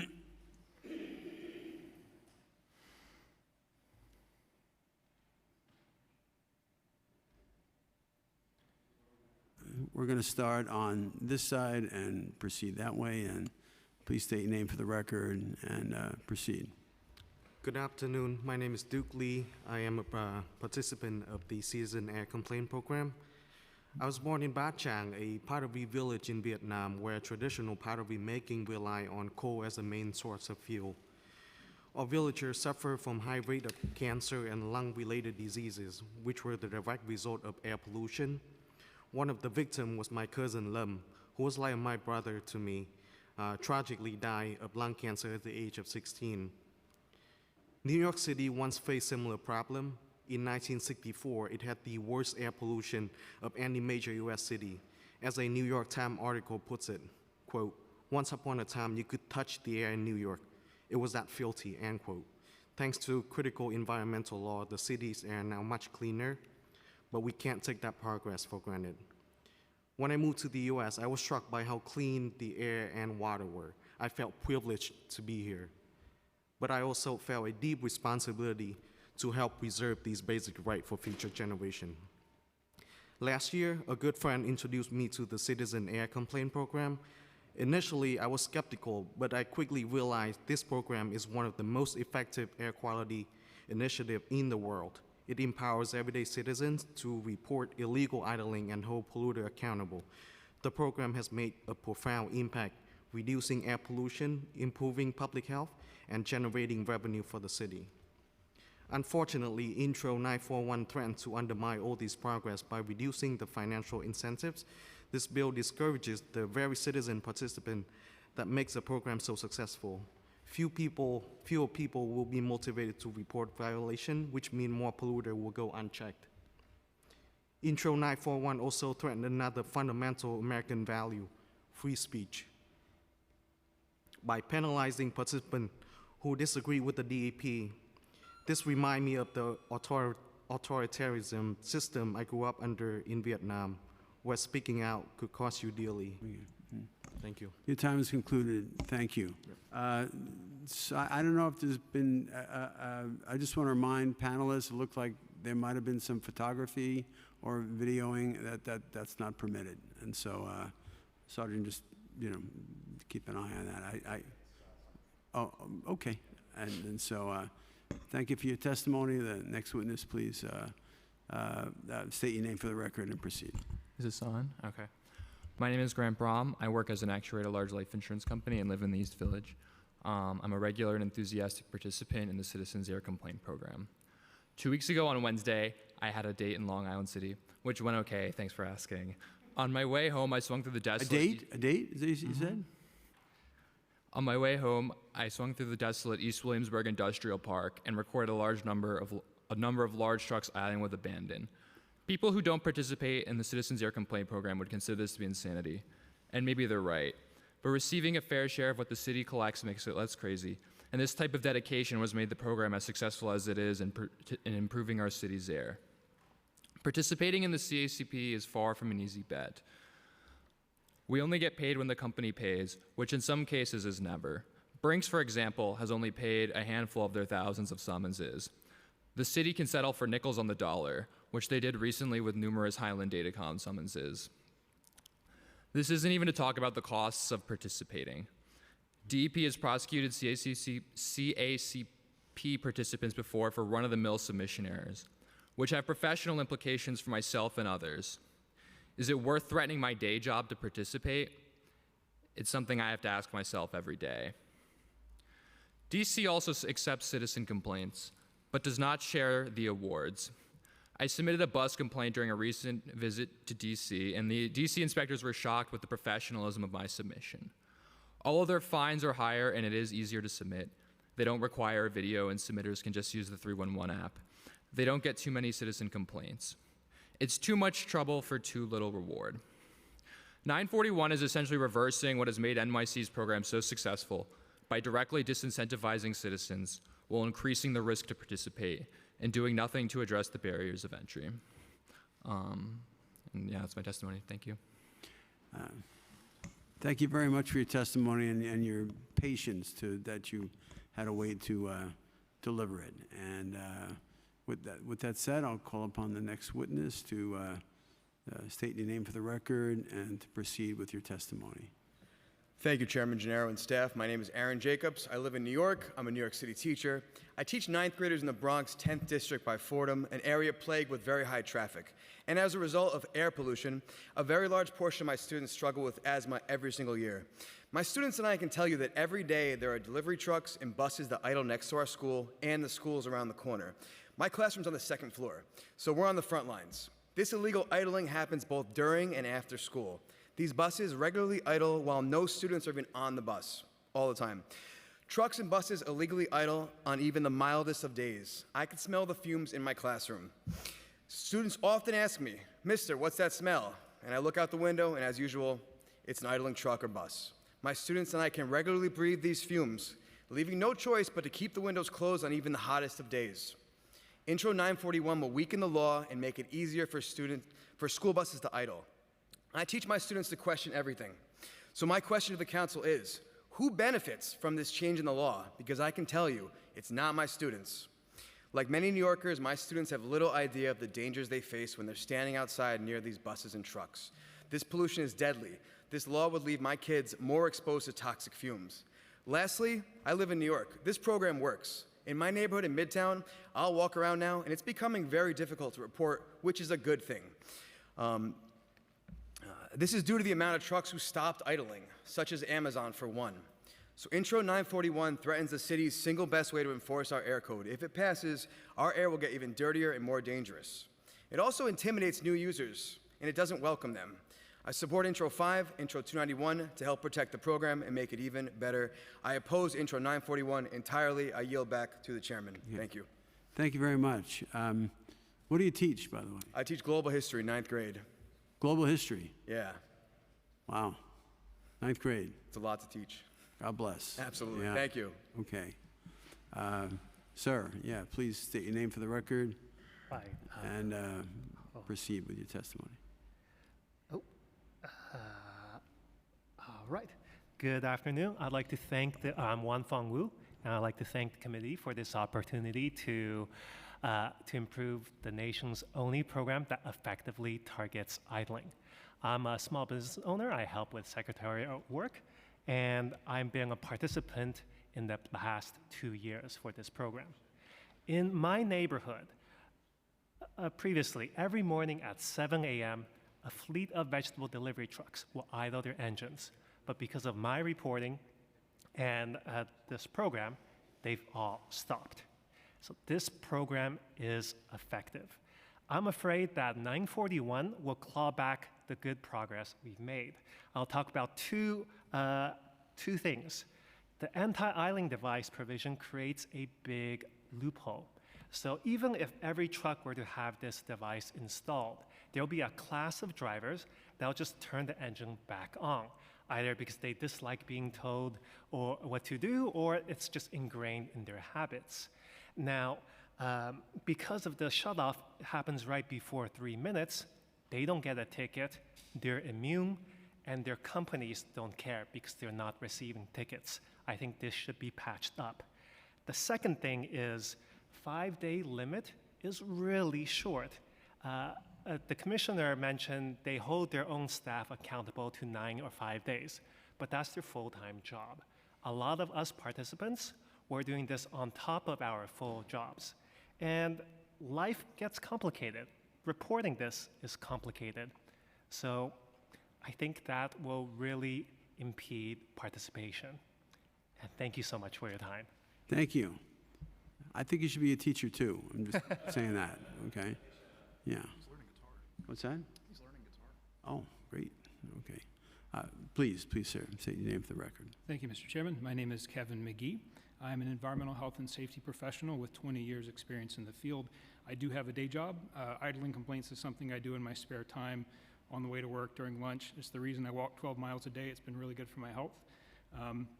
This program is the only means of enforcing the idling law that actually works. The law went unenforced for almost 50 years, during which idling went unchecked, and the health of New Yorkers was needlessly harmed. Threats to this program, which I believe Intro 941 is, will result in a return to previous levels of idling and will cause more harm and death. The commissioner expressed some concerns about citizens making too much money from this, which I think, frankly, is a red herring. What does it really matter to deterrence against pollution if one person files 100 complaints or if 100 people each file one complaint? Although if the latter scenario sounds better to you, I would encourage support of Intro 5 so that the program can be opened to the 25% of the city that's not fluent in English. There are critical incentives here that empower ordinary New Yorkers and the city's most affected and marginalized communities with access to take part. It's called environmental self-defense. Balanced against this incentive, consider that more than 1 in 4 summonses are never paid, and the ones that do take 1 to 3 years or even longer to come in. Consider the work involved in overcoming the barriers to participation and learning to submit successful complaints. Given these existing challenges, I'm deeply concerned about a collapse in citizen engagement if the incentive is gutted by 941, and with it, the end of enforcement. Veteran watchdogs will quit, institutional knowledge will vanish, and new recruits will dry up. I'd ask the committee, have you considered the harms to public health if citizen engagement collapses and rampant idling pollution returns, along with it damage to public health and the increase in healthcare costs? Lastly, I just would say, I think if you polled those of us wearing these green stickers, you'd find that we'd like to have a lot more people doing this. We'd like a world where it's no longer viable as a so-called lucrative side hustle, mostly because, not because the program's been gutted, because thousands of enforcers walk the streets. Thank you very much for your testimony. How many miles you walk a day? Usually 12 to 15. 12 to 15. Come on. Oh, wow. Good for you. Good for you. Yeah. Well, I thank this panel for its very compelling testimony. Yeah.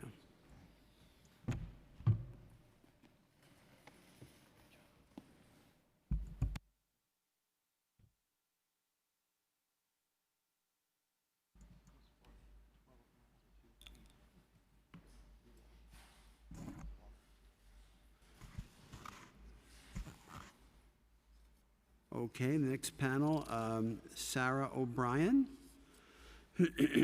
Great handwriting. Josh Bisker. Bryce Stack. Gregory Gonzalez.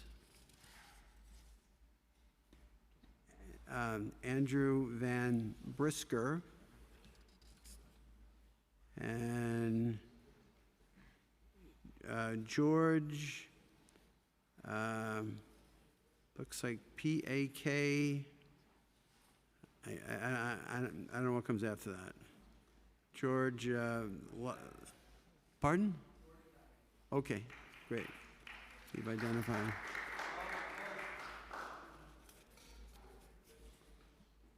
Okay.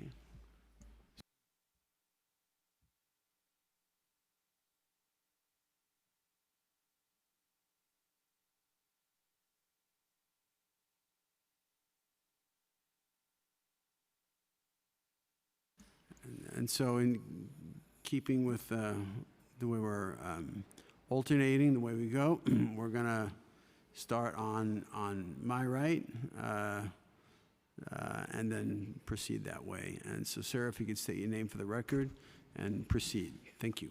My name is George Packenham. Good afternoon, City Council members. Let's talk about Bill 941 and public health. As some of you may know, I'm producer-director of the documentary film Idle Threat, Man on a Mission. The film helped launch the intro bill 717A, which once passed gave the green light to citizens to enforce idling laws, which the DEP and NYPD had basically ignored since 1971. So we gather here today to pick apart that law and perhaps destroy its essence. I hope not. Yes, a few activists are being chastised for being overzealous about clean air. A few are being scolded for making too much money. But be that as it may, I believe the Adams administration is missing the point on Bill 941. The true value of the Citizens Air Complaint campaign lies in its focus on public health. In this case, public health translates into clean and breathable air. The simple fact is that needless engine idling is a toxic poison that can affect the well-being of all New Yorkers. Yet public health issues, sooner or later, boil down to an individual's personal health. I started my own campaign on this engine idling matter in 2006. That's 18 years ago. From 2006 till now, I've spent thousands of hours on the streets and sidewalks gathering data, acquiring evidence on idling trucks and buses, all the time surrounded by poisonous stench. What was this effect on me personally? In 2019, I learned I had developed heart disease. I now have 6 stents in my heart. A year later, I learned I had a bulge in a blood vessel in my brain behind my left eye, and on December 1st, 2022, I had brain surgery to cap an aneurysm. 2 years ago, I was diagnosed with Parkinson's disease. My condition has left me with near constant tremor in my right arm and leg. Here's what I'm going to do. I'm going to say your time has expired, but you were very prominent in the program for a long time. You have a very compelling story. I would ask you to continue. Thank you. But not indefinitely. We Yeah. So in conclusion, I put aside all my medical issues, and I don't regret a moment of the time that I had spent over the years in an effort to eradicate needless engine idling. Please use your power to help void Intro 941. Thank you for putting yourself on the front lines and for the sacrifices that you've made as a result of your advocacy. I wish you good health. Oh, hang on. We got.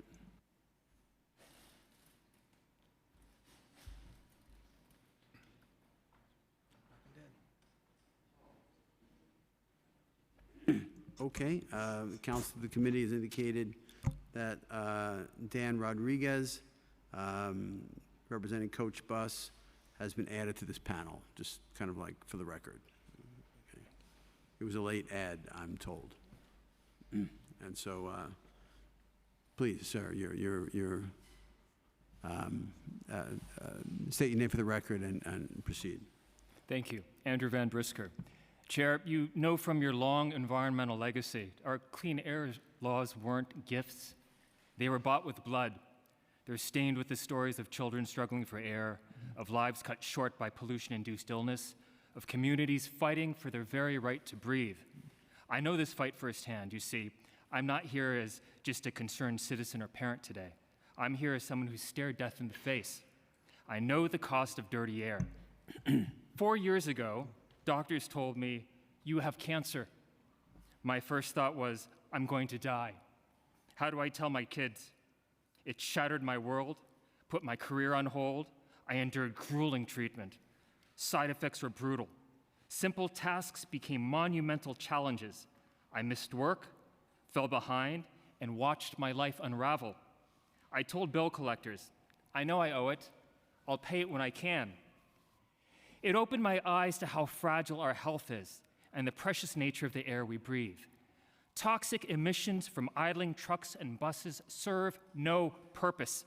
This program is our frontline defense. Last year, ordinary New Yorkers brought 77,193 deterrent penalties. Wow. The city, 210 with its 65 air inspectors. As we consider this bill, we must ask ourselves, who stands to benefit? Who stands to benefit if you let school buses idle 18 minutes near our schools? Not our children. Who stands to benefit if you slash the citizen reporting times from 90 to 5 days, but double the department's time to 90, institutionalizing inefficiency, as Ms. Warren discussed, as others have discussed today? Not evidence quality, not new participants, not English language learners, not working parents. Who stands to benefit if you break the program's enforcement backbone by slashing citizen incentives to take part? Who stands to benefit if you give the department unchecked powers to create vague Your time has elapsed. Your time has elapsed. I appreciate you being here. Next witness. Tough act to follow. Hi, everyone. My name is Josh Bisker. As a citizens' air complaint program lets people like me and my neighbors reduce the number of idling trucks in our neighborhoods, 941 threatens to destroy it. And this issue is personal. I'm a born New Yorker who has had asthma since childhood, and I'm dedicating this testimony to my neighbor, Miss Pam, who is permanently disabled from the asthma she developed after moving here from Barbados. This is also an issue where I have expertise. I am a participant in the program, and I am also a former delivery driver. I'm here to tell you that commercial vehicles should not be allowed to pollute the air we breathe, and that our current complaint program should be expanded, not eroded. 941 damages the program in 4 ways. It creates loopholes to let polluters escape consequences. It increases the technical barriers that already make it hard to submit complaints. It introduces opaque new risks for people who might submit incorrectly, and it cuts the rewards for participation in half. The results will mean fewer people who are able to take part in the program and more idling trucks everywhere. I want to say why the 25% reward is actually vital to participation.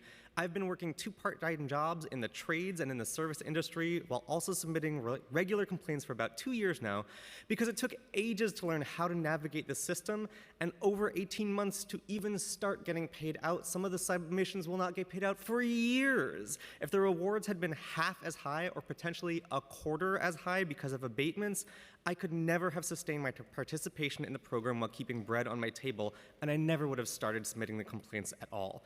The reward structure has made this program accessible to working-class New Yorkers like me, and I can testify to its effectiveness. I've watched companies like UPS and Amazon teach their drivers to stop idling and electrify their fleets. I've seen dump truck drivers start turning off their engines between loads. I've also seen what the program can do for the workers at these companies. One Con Ed worker told me that he spent 10 years driving one of the company's box trucks and finishes every day with a headache and a nausea. He also told me that Con Ed keeps promising the workers they'll electrify by 2035. That's 10 years, he said, but they could do it tomorrow if they really wanted to. 10 years. Well, Your time has expired, but you gave very exemplary and well-pointed testimony. I appreciate it. Thank you, sir. And so, next witness, please state your name for the record and proceed. Good afternoon. Thank you, Chairman, everyone, for the opportunity. My name is Sarah O'Brien. I grew up on Queens and Staten Island. I'm currently 22 years old, and I'm here today to share my experience in oppose Intro 941. I've been reporting for about a year now. I have 2 stories for you. First, picture this. You work relentlessly for 30 years, city employee, trying to afford your American dream, a home, maybe with a porch if you're lucky, one that you can relax on once you finally retire. The only problem is, your once dreamt of oasis is transformed into a pollution zone. This was my dad's reality. He retired from the city after working 30 years and wanted nothing more than to sit on his front porch in peace. But trucks pulled up day after day and idled right in front of him, forcing him inside. So then what? Maybe you call 311 day after day to no avail. You're helpless. If only there were a program that allowed citizens to make an impact. Good news, there is. And that's exactly what my dad did.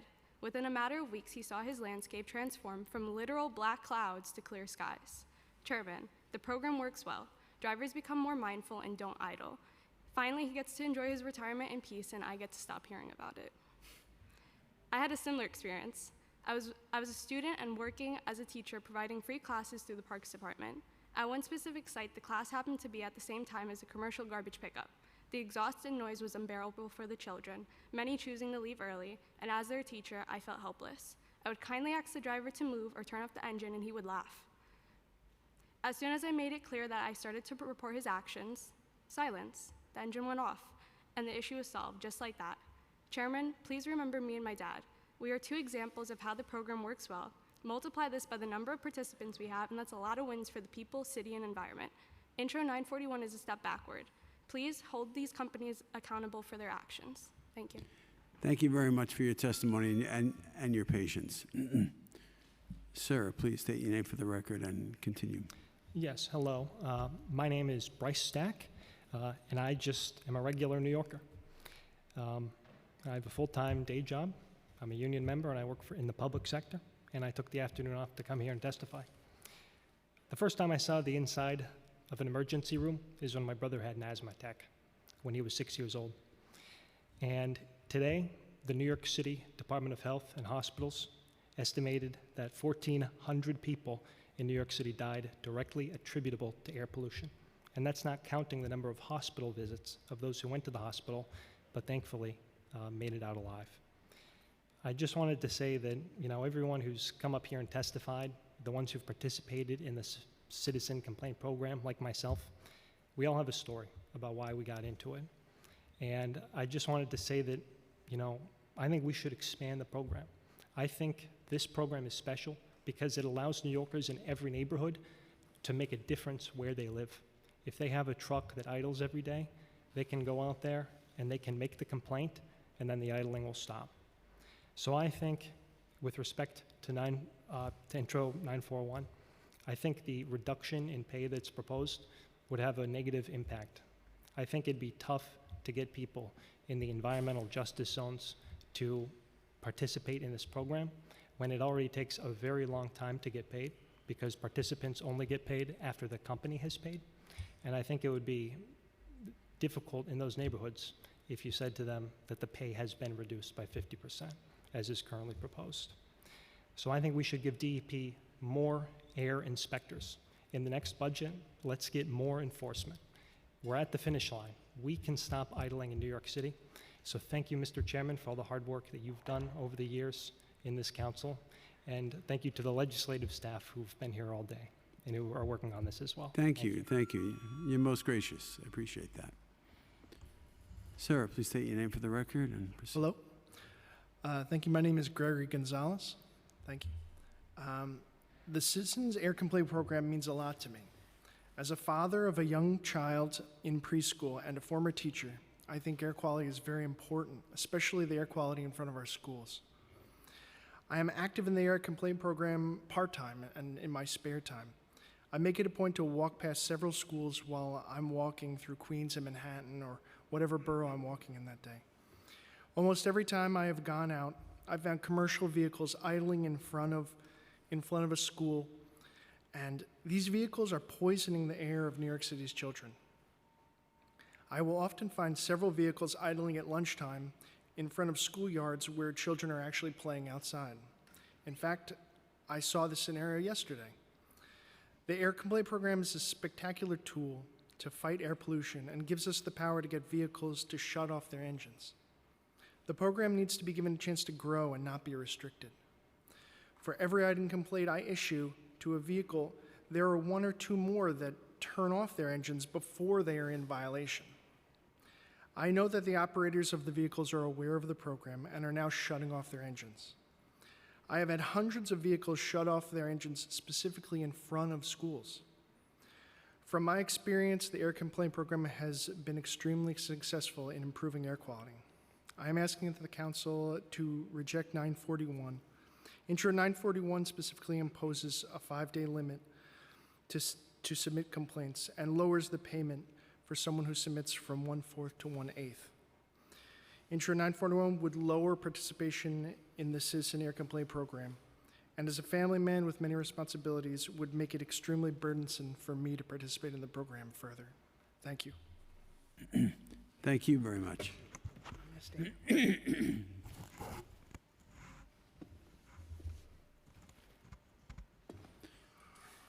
Sir, welcome. State your name for the record. Proceed. My name is Dan Rodriguez. I am the Vice President of Public Affairs for Coach USA. I'm here today to request a full exemption from the proposed bills. At Coach USA, we take idling very seriously, as we first and foremost want to mitigate carbon emissions to the lowest possible levels. We use state-of-the-art technology to ensure this happens every single day by monitoring every single bus and coach we operate. If, for example, a bus is idling for longer than the approved times, our dispatch teams look to see why, and if unnecessary, ensure it stops. We have been cited for our efforts in this regard by the United States Environmental Protection Agency. For example, our clean diesel engines emit less than 4 pounds per passenger mile, as opposed to 14 pounds per passenger mile by your common SUV.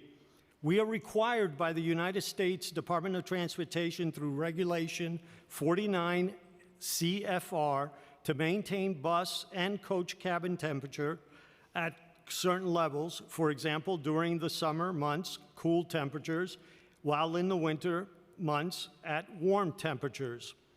This at times necessitates that our buses and coaches idle longer than the allotted time. We also have instances where we are cited during the off and onboarding of passengers. During those times, the bus is idling longer than usual, as sometimes there are passengers who require additional time to get on or off due to a disability. Our buses are equipped with cameras inside and out of them, as the violation goes counter to the American with Disabilities Act. With the visual proof, those two are dismissed. We are in an industry that has been struggling to get back on its feet, and because of the pandemic. You may recall the saying— Your time has elapsed, but I would just ask you to finish your thought. You may recall the saying, too big to fail. Well, we're too important to fail. Bus transportation is a vital component for many New Yorkers and others visiting or going to work here. Thank you. I just have a question. You mentioned the name of your company. What's the name of the company? Coach USA. Oh, Coach USA. And now, when you ask for an exemption of Coach, of course, laws don't work that way. We'd have to exempt that entire class of vehicle. Yes. You know, and so you understand that. Absolutely. And so, thank you for coming down and giving the benefit of your views. We appreciate your commitment to good busing, and I appreciate everyone else on this panel for your good and very compelling testimony. I wish you all happiness and good health. Appreciate it. And I don't think we have any more in-person testimony. We have remote witnesses. Thank you, Chairman. Oh, okay. I have to read this. We will now turn to remote testimony. Once your name is called, a member of our staff will unmute you, and the Sergeant-at-Arms will give you the go-ahead to begin. Please wait. Once again, please wait for the sergeant to announce that you may begin before delivering your testimony. And with that said, we'll call the first witness.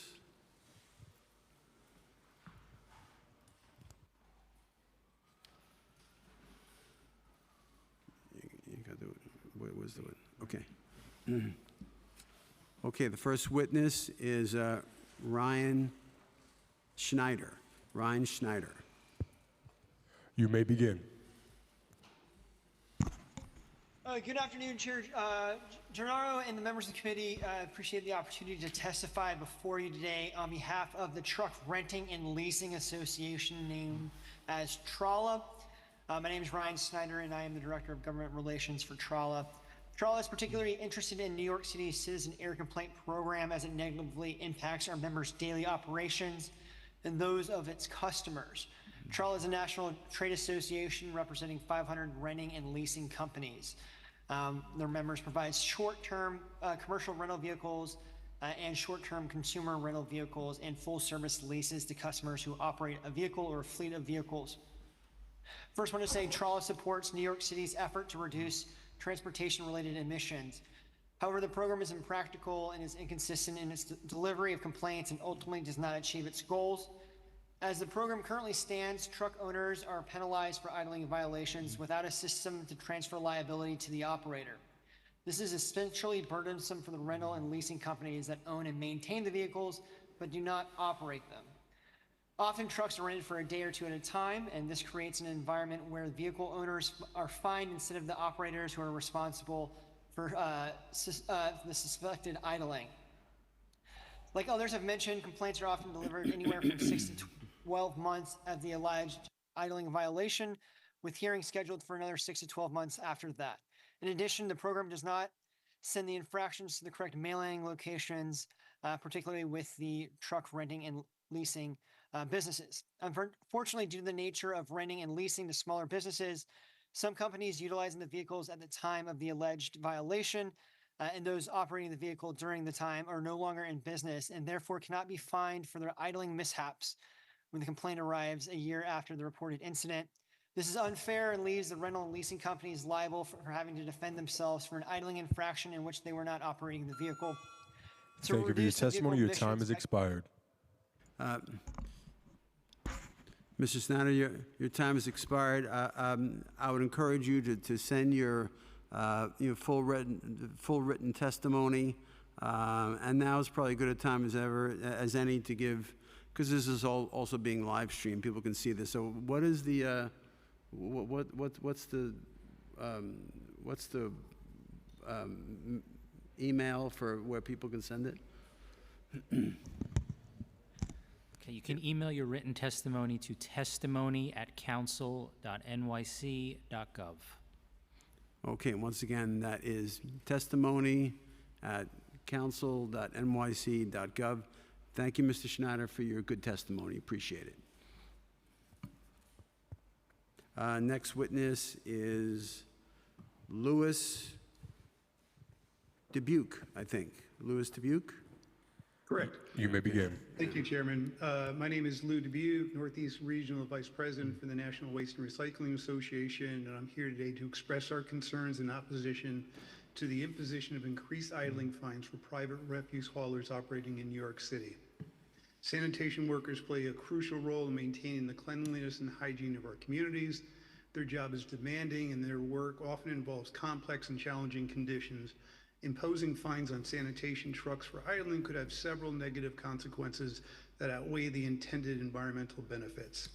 It's important to note that DSNY trucks that pick up residential refuse are exempt from idling violations. With the implementation of the Commercial Waste Zone program, private refuse collection is more like a franchise system run by the City of New York, where all aspects of commercial refuse collection are determined by DSNY. This reality minimizes the differences between residential and commercial collections and begs the question why commercial refuse collections are not exempt from idling violations. Of greater concern is the disturbing and problematic method of enforcing of idling laws for commercial refuse trucks as part of the Citizen Idling Complaint Program. While we wholeheartedly support initiatives aimed at reducing emissions and promoting a healthier environment, we believe that the program, particularly as it pertains to commercial sanitation, creates several negative impacts that need to be addressed. NWRA is strongly opposed to Intro 291 that would adopt a progressive idling fine schedule, increasing idling fines to $6,000 for a third offense. This significant increase will promote more reckless behavior by citizen videographers who can receive 25% of the fine paid. Sanitation trucks are equipped with specialized equipment that needs to remain operational while the vehicle is stationary. Idling allows crucial systems such as compaction mechanisms and hydraulic lifts to function properly and efficiently. Without idling, these systems could fail or perform suboptimally. Thank you for your testimony. Your time has expired. Okay, thank you. We thank submitted you. our testimony already, so you can read that at your own leisure. Thank you. We appreciate that, Louis. Thank you for your testimony. Next witness, Ann Dibel, I'm sorry. You may begin. Hi, my name is Ann Dibel, and I live in Brooklyn, and I'm a private investigator.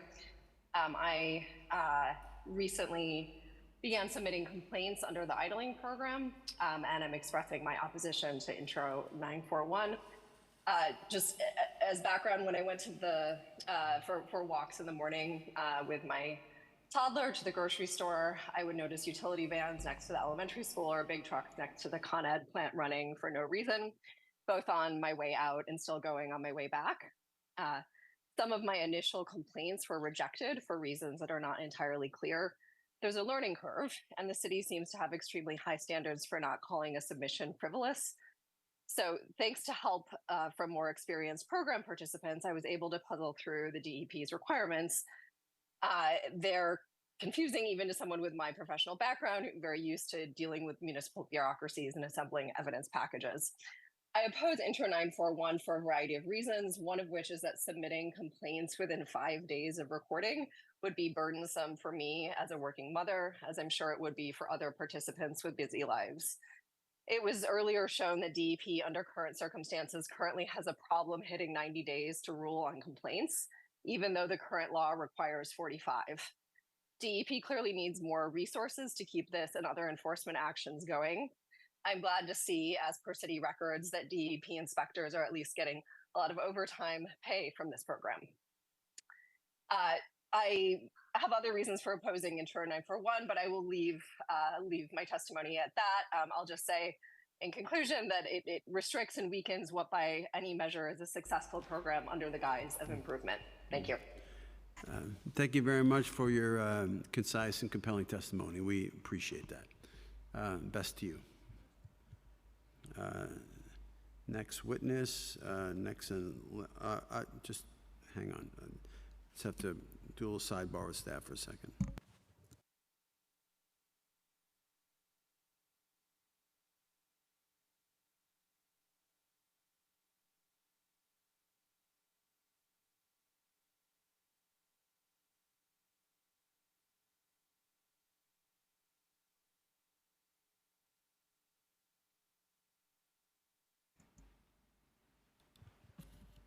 Okay, and the last witness, Ernest Weld. Ernest Weld. You may begin. Yes. Hello, and I wish I could be there in person. I'm actually at a work conference right now on the protection of children in terms of their health. So I think it's very appropriate that I'm testifying today about this bill. I have been a participant of the Citizens Air program since 2018, and I've been involved in idling work since 2004. I actually went to law school to be a better advocate for anti-idling work. I'm asking you, please do not support 941. It has many flaws, and I'll get into a few of them. I do support 291 and 5. When I first moved to New York, I started to discover that I was breathing badly, and I went to the doctor. He diagnosed me with asthma, and I started working on anti-idling work at that point. There is no need for people to idle in New York City. Even 3 minutes is too long, and I would encourage you to address that and move it to 1 minute for the whole city. I do not think that the 941 would encourage more participation in the program. I think that it would discourage participation. The amount of money that we are getting on this program is not that much. Most of my complaints, over 50% of the companies that I have filed complaints against, have not even paid their tickets. So most of us are already facing a 50% reduction in the amount that we get. I do not think that school buses need 15 minutes to idle. When I carry an air monitor with me when I'm doing my reports. The air monitor tells me to leave the area when I'm around a school bus. They are among the dirtiest vehicles in the city, and they idle right on the playgrounds. Why do the buses need to even sit in front of the schools? They all queue up there. They do not need 15 minutes. 1 minute is plenty of time. There's no analysis that shows that 15 minutes is what they need to get a comfortable cabin temperature. And DEP has misled you among many things that they misled you about today, in that there are only a few cases that talk about passenger comfort. And frankly, I do not think that they defended themselves very well in those cases. A company has a defense, and they can take that defense for passenger comfort to the oath hearing. Anti-idling technology will Thank you for your testimony. Your time has expired. Thank you for your good testimony and for your advocacy at the conference where you are. And I just have to ask if hang on. It's provided for me. If we have inadvertently missed anyone that has registered to testify today and has yet to have been called, and I'm embarrassing staff by reading it as they wrote it. Please use the Zoom raised hand. What is this raised hand function? We're here. It's in Zoom. Oh, it's in Zoom. It's in Zoom. Okay. Is there anyone else that's out there in Zoom land we haven't heard from? No. Okay. Did I read that right? Yeah. Okay. Well, that's not right. Has yet to have been. Okay. Okay, I'm just making a point. And so, okay. Seeing none, I will now close the hearing. Thank you to the members of the administration and members of the public who have joined us today. Before I get to my final, I thank people but that doesn't quite tell it. I'll tell it my way now. I've been an analyst for this committee going back to 1990. I was elected in 2001, started with the council as chair of this committee in 2002, chaired it for 12 years, and then took over again. And somewhere I was in 2001 when I came back to the council. Most of the like the lion's share of clean air legislation has either been authored by me or shepherded through the council by me. I take my responsibility very seriously. I will say that the people who testified today, who made very compelling cases, you have not wasted your time or your afternoon or your day. I found that your testimony was very compelling and will have an impact on our deliberations going forward. That kind of understates it. But that is, let's just say I was in a different place than when I started the hearing. And we'll just kind of leave it at that. I thank you all for your time and patience. This hearing started a long time ago. With that, this hearing is adjourned. I want to just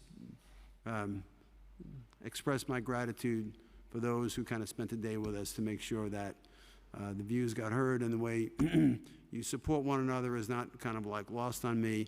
It's kind of like a very Hamish kind of thing. If people don't know what that means, someone nearby can explain that to you. And with that, this hearing that was made better by your testimony is hereby adjourned.